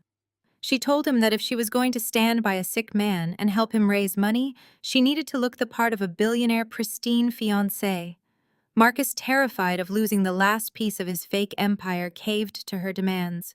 He dragged his failing body to a high-end jeweler in Buckhead. He could not use his frozen corporate accounts, and his personal cards were completely maxed out. He was forced to open a new line of predatory high-interest credit just to secure the diamonds. He walked out of that jewelry store carrying a necklace that cost more than a luxury car, sweating profusely, leaning heavily on his cane. He was actively financing a glittering illusion while standing on the edge of an absolute abyss. He truly believed that this gala was going to save him. He thought he could extract enough cash from his wealthy guests to quietly pay off his debts and keep the overseas lenders at bay. He thought he could publicly shame me into restoring his medical access, securing his health and his future in one masterful stroke. He had absolutely no idea that every single guest walking into that ballroom on Saturday night was actually walking into a crime scene. He had no idea that the glittering diamond necklace around Chloe's neck was going to be seized as evidence of wire fraud. And he had no idea that the woman he invited to humiliate was actually the architect of his total destruction. The board was set, the pieces were in place. All that was left was for the music to start playing. The grand ballroom of the Magnolia Hotel in downtown Atlanta was draped in absolute suffocating luxury. I want you to imagine the camera sweeping across the ceiling, capturing the light reflecting off massive crystal chandeliers. Waiters in white jackets circulated through the crowd with silver trays of expensive champagne. Elaborate floral centerpieces made of white orchids and gold-accented leaves sat arranged on every table. To the untrained eye, it looked exactly like the pinnacle of elite Southern society. It looked like a joyful celebration of a brilliant tech visionary and his beautiful bride-to-be. But the entire room was a beautifully decorated corpse. Every single orchid, every drop of champagne, and every hour of the string quartet playing softly in the corner was financed by predatory credit lines and sheer criminal desperation. They were dancing blindly on the edge of a cliff, pretending they had learned how to fly. Marcus stood near the front of the room, positioned behind a heavy acrylic podium. From the chest up, he was trying desperately to project the image of a billionaire conqueror. He wore a custom-tailored tuxedo, but the fabric hung loosely around his shoulders, failing to hide the rapid, unnatural changes to his physique. The cheap steroids he was forced to take had caused his face to swell significantly, masking his sharp jawline, and leaving his skin flushed and slick with a constant layer of cold sweat. Below the podium, completely hidden from the view of the wealthy donors, his reality was much darker. His hands were gripping a thick wooden cane so tightly his knuckles were turning white. His knees were burning with agonizing, bone-grinding pain. His body was actively failing him, but his massive ego refused to let him sit down. He believed that if he could just stand there long enough to deliver his speech and publicly shame me, all of his medical and financial problems would miraculously disappear. Standing just a few feet away from him was Chloe. She was absolutely radiant, wearing a backless emerald green gown that swept gracefully across the marble floor. Around her neck sat the massive diamond necklace Marcus had purchased on a high-interest credit line just days prior. It caught the chandelier light, brilliantly functioning as the perfect prop for her digital comeback. Chloe was completely ignoring the man she claimed to love. She had her smartphone held high in the air, spinning slowly to capture the opulence of the room for her followers. She was busy adjusting lighting filters and checking her angles, entirely oblivious to the fact that her fiancé was quietly gasping for air behind the podium. She thought she was filming her triumphant return to high society after the disaster of her online fundraiser. She did not know she was actually documenting the final hours of her fake empire. Across the room, Connor was working the crowd like a desperate predator. He moved from table to table with a practiced smile plastered across his face. He was specifically targeting the most affluent African American guests in the room. He cornered prominent surgeons, real estate developers, and successful entrepreneurs using his aggressive finance bro charm to pitch them on the Medical Tech Research Fund. He threw around corporate buzzwords promising tax deductions and exclusive returns on their investment. He slapped men on the back and laughed loudly, projecting the ultimate image of financial security. But if you looked closely, you could see the manic energy burning behind his eyes. Connor was literally begging for his freedom. Every check he collected, every pledge he secured, was destined to be funneled directly into his offshore accounts to pay back the dangerous overseas lenders who were currently hunting him. He was stealing from the very community he looked down upon, using Marcus as the perfect smiling bait. Despite their best efforts to control the narrative, the atmosphere in the ballroom was thick with suspicion. The elite circles of Atlanta are small, and secrets rarely stay buried for long. As the string quartet played, a low hum of whispers buzzed through the crowd. Guests leaned in close to one another, sipping their champagne, while discreetly pointing their glasses toward Marcus. They noticed the sweat dripping down his temples. They noticed the thinning patches of hair and the unnatural swelling of his face. The rumors of his financial troubles and the scandalous divorce were already circulating from table to table. People were questioning why a supposedly brilliant tech founder looked so visibly broken and exhausted. They were murmuring about the vindictive ex-wife who had allegedly cut off his medical care out of pure spite. Marcus had invited them here to spin those exact rumors into a weapon against me. He was waiting for the perfect moment to take the microphone and play the ultimate tragic victim. The event coordinator stepped up to the edge of the stage and tapped her headset. She gave Marcus a quick nod, signaling that it was time to begin the formal presentation. Marcus took a deep, ragged breath, shifting his weight painfully onto his inflamed joints. He forced a wide smile and adjusted his tuxedo jacket, ready to deliver the performance of his life.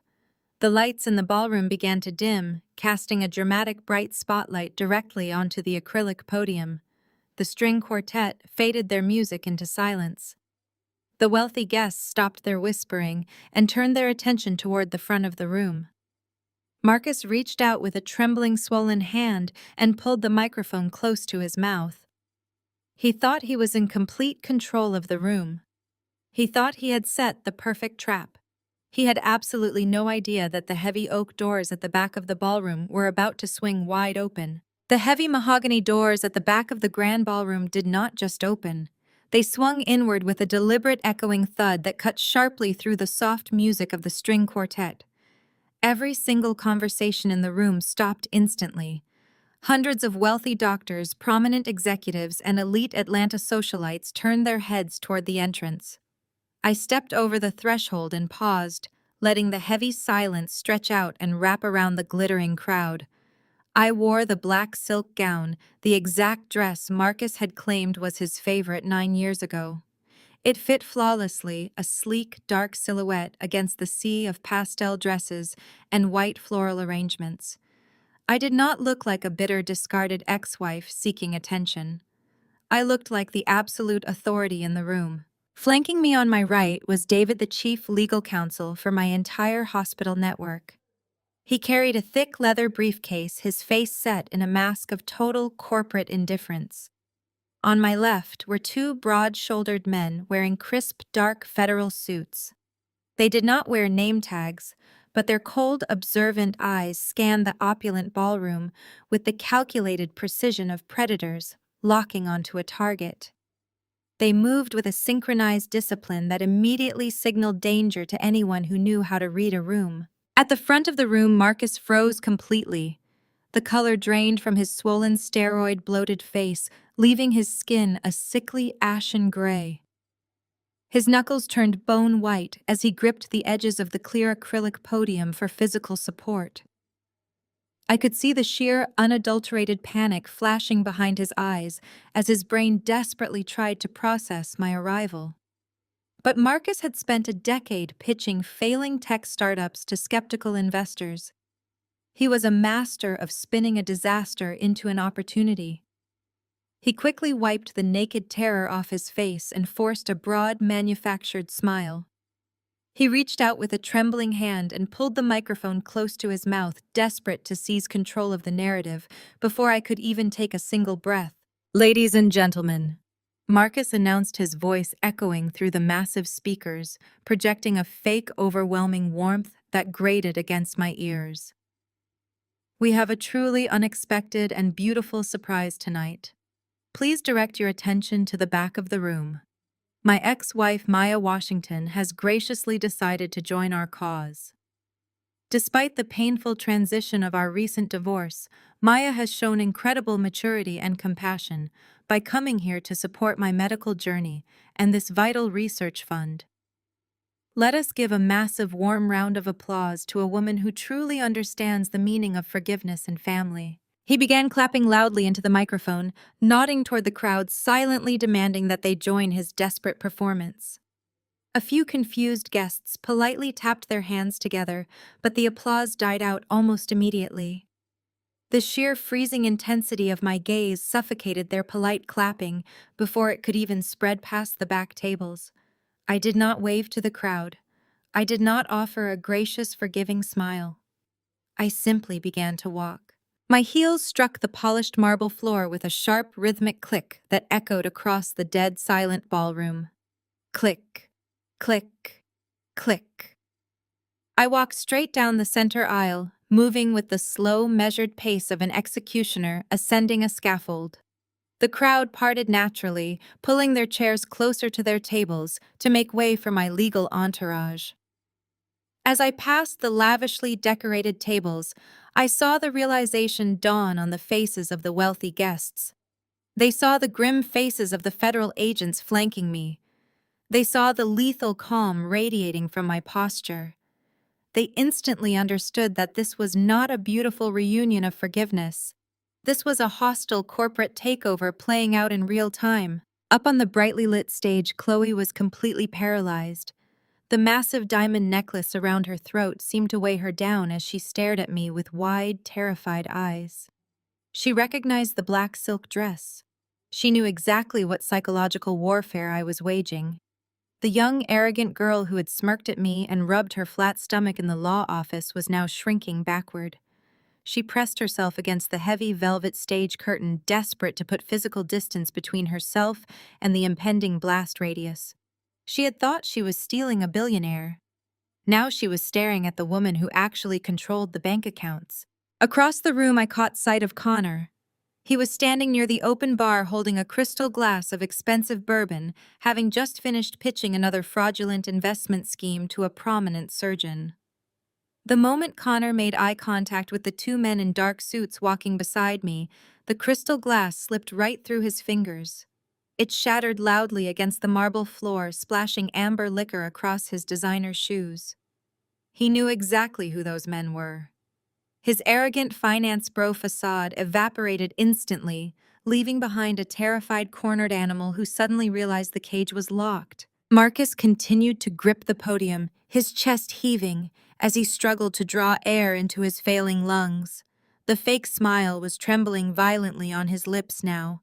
He was trapped on that stage, physically unable to run because of his agonizing joints, and socially paralyzed by the hundreds of wealthy donors watching his every single move. I reached the front of the ballroom and stopped exactly 1 foot away from the base of the stage. I looked up at him. I did not blink.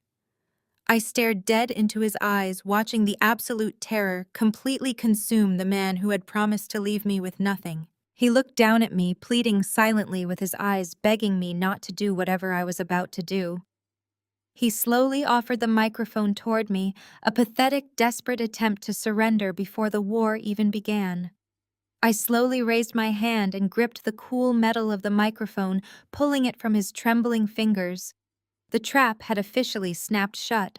I stepped onto the low stage, moving with a slow and deliberate grace that commanded the absolute attention of every single person in the room.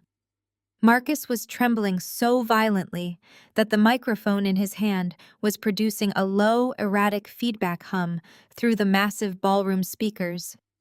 He looked like a man standing on the trapdoor of a gallows watching the executioner reach for the lever. I stopped right in front of him. I did not shout. I did not insult him.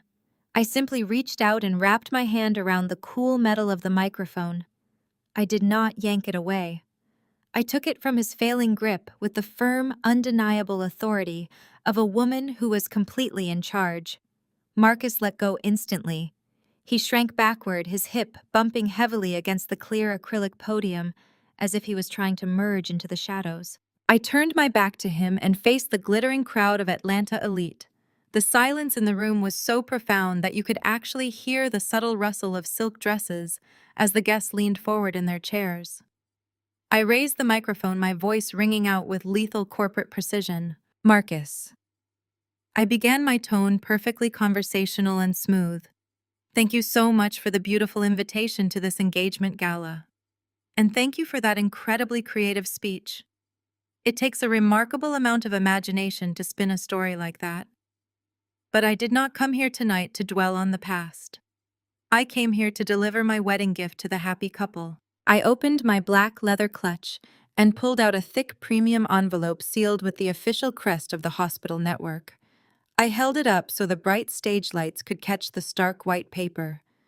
This, I announced, my voice slicing through the silent ballroom, is a formal notice of default from the Hospital Network Collection Agency. It is officially certified and legally binding. I turned slightly, offering the heavy envelope directly to Marcus. He stared at it as if it were a venomous snake refusing to take it. I placed it gently on top of his acrylic podium. For those of you whispering about my supposed cruelty, I continued addressing the audience of doctors and executives. Allow me to clarify the hospital billing protocols. Marcus was receiving $18,000 treatments entirely for free because he was covered under my executive spousal grant. When he aggressively demanded an expedited divorce to protect his assets, he legally removed himself from that protective coverage. He accrued a massive retroactive balance because he assumed the rules did not apply to him. That envelope contains a finalized medical debt of $150,000, and because the account has officially defaulted, the collection agency will be freezing his remaining personal bank accounts by Monday morning. A collective audible gasp rippled across the massive ballroom. Several prominent surgeons in the front row exchanged shocked glances. Chloe let out a sharp, panicked whimper, pressing her hands against her mouth. But I was not even close to being finished. I reached into my clutch a second time. I pulled out a single, heavily stamped legal document. I did not hand this one to Marcus. I held it up and looked directly at Chloe, watching the fake influencer facade completely melt away from her terrified face. And this, I said, my voice dropping to a chilling razor-sharp register, is the finalized foreclosure notice on the luxury downtown condo. The same condo you traded my 10 years of absolute loyalty to keep. Marcus let out a harsh and ragged choking sound. He shook his head frantically, trying to deny it, but his voice completely failed him. I turned back to the crowd. Marcus thought he won a multi-million-dollar property in our divorce settlement. What he did not know was that his brilliant financial manager, Connor, had quietly used that exact same home as collateral. Connor took out a massive high-risk offshore loan using the deed to that condo, and that loan has officially defaulted. The bank is seizing the property. They are actively processing the eviction. Marcus and Chloe are not wealthy visionaries embarking on a beautiful new life. They are millions of dollars in debt, and by next week they will be entirely homeless. The ballroom erupted into a chaotic symphony of shocked murmurs and outright exclamations. Chloe looked at Marcus with pure, unadulterated horror, realizing the billionaire lifestyle she had bragged about online was a complete fabrication. But I raised my hand, demanding silence, and the room instantly obeyed. I had one final devastating truth to deliver. I looked out at the wealthy investors, the proud politicians, and the affluent business owners who had brought their checkbooks tonight. I pointed directly at Connor, who was frozen near the open bar, his face pale and sweating profusely. To the distinguished guests in this room who came here tonight intending to write a check, I strongly advise that you all keep your hard-earned money exactly where it currently belongs. I announced, my voice echoing with finality. There is no medical tech research fund. There is no philanthropic initiative. This entire gala is a desperate, fraudulent illusion. Connor gambled away every single cent of Marcus Tech wealth on illegal offshore crypto schemes. He lost everything. Every single dollar you donate to this fake charity tonight is destined to be funneled directly into a shell company to pay off Connor's dangerous overseas gambling debts. I paused, letting the sheer magnitude of the felony sink into the minds of the elite crowd. They did not invite you here tonight to celebrate love or to fund medical research. I concluded, my eyes sweeping across the horrified faces of the guests. They invited you here to rob you blind so they could save themselves from federal prison. I highly recommend that you keep your wallets closed and head straight toward the nearest exits. The echo of my final warning hung in the stagnant dark air of the grand ballroom. For 3 agonizing seconds, nobody moved a single muscle. The elite guests of Atlanta stood completely frozen, processing the financial crime I had just exposed. They looked at the stage, where their host was suffocating under all his lies. But the frozen silence did not last long. The illusion had been shattered, and the reality of federal prison was staring right into Connor's face. Connor completely lost his mind. The arrogant facade evaporated, leaving behind a cornered, desperate animal. His face turned a dangerous, violent shade of crimson. "You vindictive witch!" Connor roared, his voice cracking with pure hysteria. "You ruined everything." He charged forward. He shoved his way past the guests, knocking over a round table. Glasses crashed to the floor as Connor lunged toward me. He raised his fists, his eyes burning with hatred. I did not flinch. I did not step backward. I did not even blink. I simply stood my ground and watched him seal his own fate. Before Connor could even come within 10 feet of me, the 2 men in dark suits stepped forward. They simply intercepted Connor mid-stride. The agent grabbed Connor, spinning him around and slamming him onto a table. "Get your hands off me!" Connor screamed, thrashing wildly against the agents. "Do you know who I am? I play golf with the mayor. I manage millions in assets. You cannot touch me." The second agent pulled out a pair of heavy steel handcuffs. He grabbed Connor's wrists and forcefully pinned them behind his back. The sharp metallic click of the handcuffs locking into place echoed clearly across the silent ballroom. "We know exactly who you are, Mr. Connor," the agent stated. "You are under arrest for massive wire fraud, money laundering, and violations of the Securities Exchange Act. You have the right to remain silent, and I strongly suggest you use it." The reality of the handcuffs finally broke through Connor's delusional arrogance. He stopped struggling and let out a pathetic, high-pitched sob. He realized he was not going to a country club tomorrow. He was going to a federal holding cell. At that exact moment, a piercing, hysterical scream ripped through the ballroom. It was Tasha. She had been standing near the back of the room, busy sipping free champagne and ignoring her sick brother. But when she saw her husband being handcuffed against a table, she lost her grip on reality. Tasha ran across the room. She threw herself at the federal agent, screaming at the top of her lungs. "Let him go!" Tasha shrieked violently. "You cannot arrest him. He is innocent. My husband is a legitimate financial advisor. You are targeting us because of that bitter, jealous woman." The agent gave Tasha a warning glare so intense it stopped her dead. Step back immediately or you will be arrested for assaulting a federal officer," the agent commanded. Tasha froze, her face wet with tears. She looked down at Connor, who was currently weeping against the white tablecloth. "Connor, tell them," Tasha begged, her voice breaking. "Tell them you did not do anything wrong. Tell them Maya is making all of this up to ruin our family." But Connor was a parasite. Faced with decades in federal prison, he did what cowards always do. He immediately turned on the very people he had sworn to protect. Connor twisted his head to the side, looking frantically up at the agents. "I can give you everything," Connor screamed.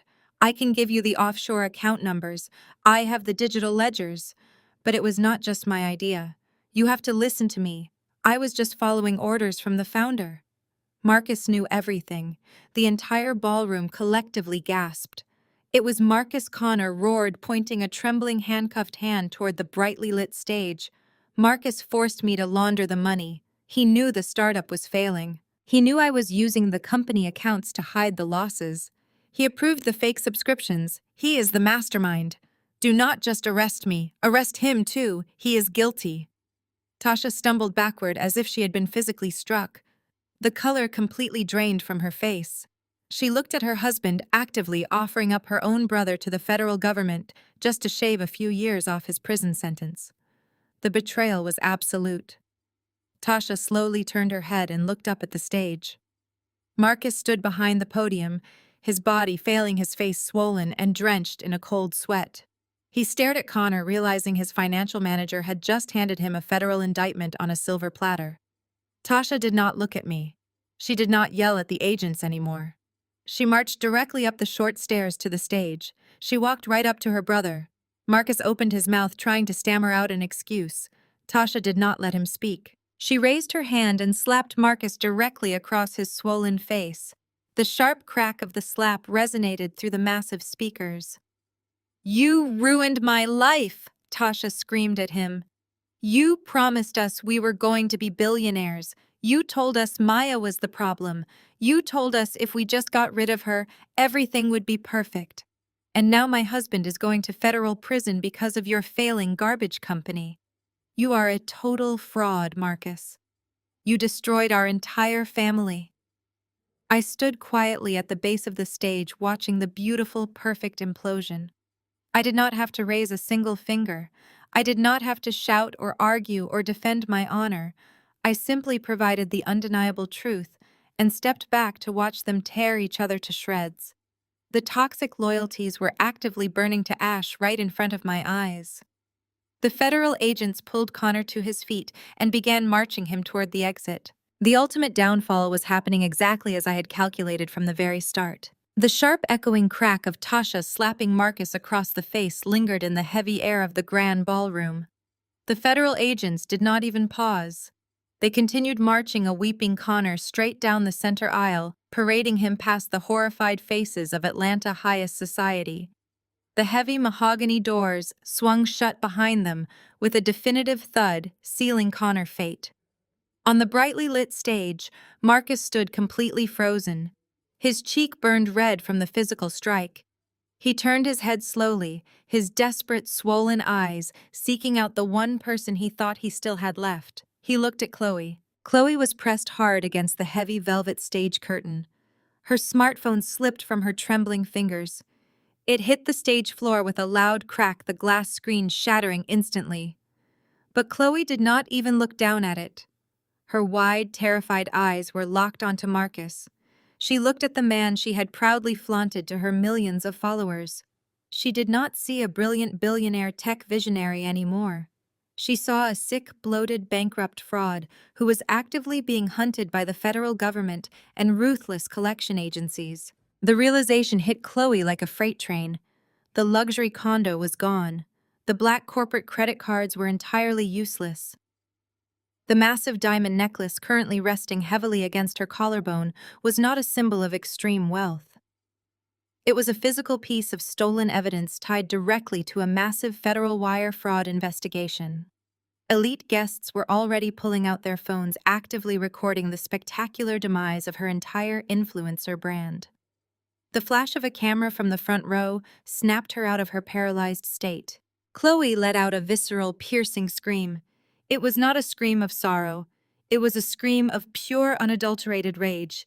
She marched across the stage toward Marcus, her emerald green gown whipping around her ankles. She violently unclasped the heavy diamond necklace, letting it fall carelessly to the wooden floorboards. Then she viciously yanked the massive engagement ring off her finger. She threw the diamond ring directly at Marcus' chest. It bounced off his tailored tuxedo lapel and clattered away into the darkness of the stage. "You lied to me!" Chloe shrieked, her voice echoing loudly through the microphone Marcus had dropped earlier. You told me you were a billionaire. You told me Maya was just a crazy, jealous woman who could not handle your success. But you are nothing. You are a broke, pathetic liar. You completely ruined my youth. You ruined my entire brand. I am going to lose all my sponsorships because of your garbage company. I am not going down for your federal crimes. Chloe did not wait for Marcus to formulate an excuse. She turned on her heel, grabbed the skirt of her expensive gown, and sprinted off the stage. She pushed her way aggressively through the stunned crowd, desperate to escape the ballroom before federal agents returned for her. The grand, heavy doors slammed shut behind her, leaving Marcus entirely abandoned. Marcus was completely alone on the stage. His financial manager was in federal custody. His sister had publicly assaulted and disowned him. The adrenaline and sheer panic that had been keeping him upright suddenly vanished, leaving nothing behind but absolute bone-crushing terror. And the moment that adrenaline faded, his failing body completely took over. The severe autoimmune disease left entirely unchecked for weeks without the $18,000 targeted biologic infusion finally launched its ultimate assault. The cheap generic steroids could no longer mask the catastrophic inflammation ravaging his system. A sudden violent spasm of agonizing pain shot directly through Marcus' swollen knees. He let out a loud, ragged gasp, his hands flying out to grab the clear acrylic podium for support. But his fingers were so stiff and severely inflamed that they simply could not grip the edges. His legs gave out completely. Marcus collapsed heavily onto the hard wooden stage. He landed squarely on his knees, and the sound of the impact made several guests in the front row flinch and look away. He crumpled onto his side. He clutched his legs, gasping for air as the joints aggressively locked up. The pain was so intense, so blinding, that it stripped away every single remaining ounce of his arrogant tech bro persona. He was no longer a CEO. He was just a sick, broken man drowning in a sea of his own catastrophic mistakes. The elite crowd of Atlanta society watched in horrified silence. Nobody rushed the stage to help him. Nobody pulled out a checkbook to save his failing startup. They just stood there staring at the pathetic reality of the man who had confidently tried to scam them all just 20 minutes prior. Marcus lay on the floor amidst the shattered remains of his fake empire. His expensive tuxedo was wrinkled and soaked in cold sweat. He slowly turned his head, fighting through the blinding waves of physical agony until his bloodshot eyes found me. I was still standing perfectly still at the base of the stage, flanked by my legal counsel. My expression remained a mask of absolute lethal composure. Tears began to stream rapidly down Marcus' swollen face. The sheer humiliation of lying on a stage in front of hundreds of prominent doctors and executives completely broke whatever was left of his massive ego. He reached out a trembling, curled hand toward me. His fingers clawed weakly at the empty air. Maya Marcus sobbed, his voice cracking and pathetic as it carried across the quiet ballroom. Maya, please. I am sorry. I am so sorry for everything. Please call Dr. Pierce. Call the hospital right now. Tell him you forgive me. Please save me. I looked down at the man sobbing on the hardwood floor of the Magnolia Hotel ballroom. This was the exact same man who had confidently tossed a gold pen across a mahogany table and bragged about replacing me with a younger model. Now he was a swollen, weeping mess, begging for the very medical protection he had arrogantly thrown away. The wealthy donors and prominent surgeons who had come to this gala were completely silent, watching the pathetic reality of his absolute downfall. I want you to picture the camera slowly panning around my face, capturing my absolute lack of pity. I did not feel a single ounce of sympathy. I did not feel any lingering affection or regret. I only felt the cold, clean satisfaction of a perfectly executed strategy. Marcus reached out again, his trembling fingers grasping desperately at the hem of my black silk gown.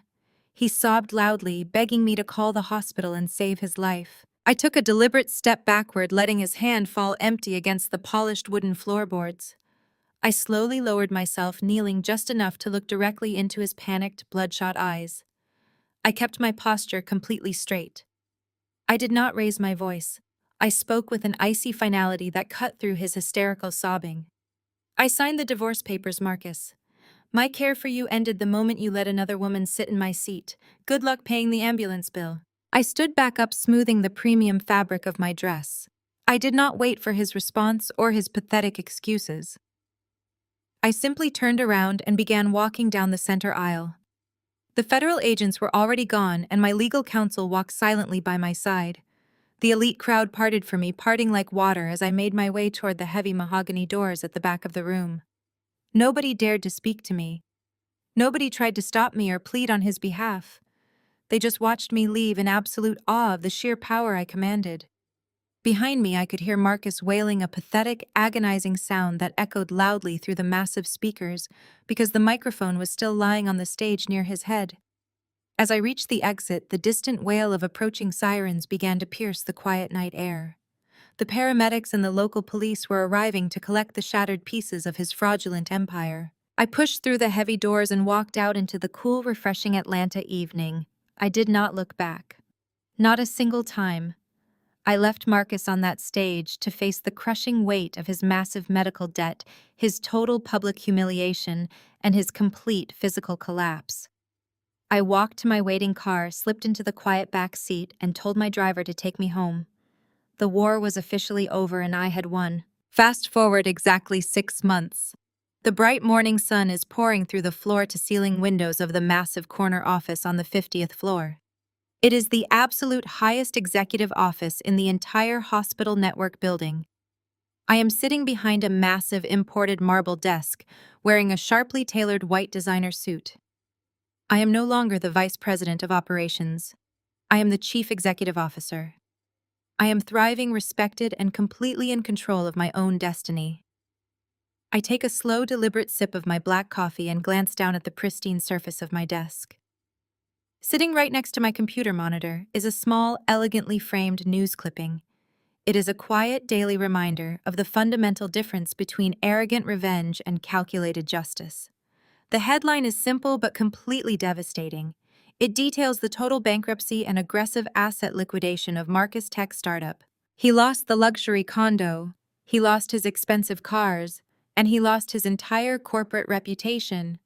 He is currently living in a cheap ground-floor apartment, relying entirely on an underfunded public clinic to manage his severe joint pain. Right below that article is a second bold headline confirming that Connor was officially sentenced to 15 years in a federal penitentiary for massive wire fraud and corporate embezzlement. Tasha filed for personal bankruptcy and is currently working retail to pay off her staggering legal fees. Chloe completely vanished from the internet after the federal government seized her bank accounts and diamond jewelry as criminal evidence. They all got exactly what they deserved. The heavy oak doors to my office gently swing open. A handsome, distinguished man walks in. He is a prominent pediatric surgeon, a man who respects my ambition and matches my intellect completely.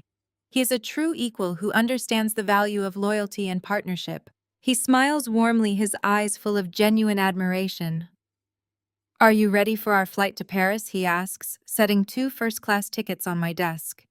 I look at the tickets, then I turn my leather chair toward the expansive windows. I look directly into the camera, offering a genuine, triumphant smile. "I have never been more ready," I reply. The screen fades to black. "But before you go, I want you to remember one very important lesson from all of this. When people show you exactly who they are, you should believe them the very first time. You do not have to raise your voice to demand respect. You do not have to beg for a seat at a table where you are not valued. You simply have to learn the rules of the game better than the people who are trying to play you. Build your own table. Secure your own future. And never ever apologize for letting toxic people suffer the absolute consequences of their own terrible choices." Thank you so much for listening to my story today. I hope it gave you the courage you need to protect your own peace. Stay strong, stay brilliant,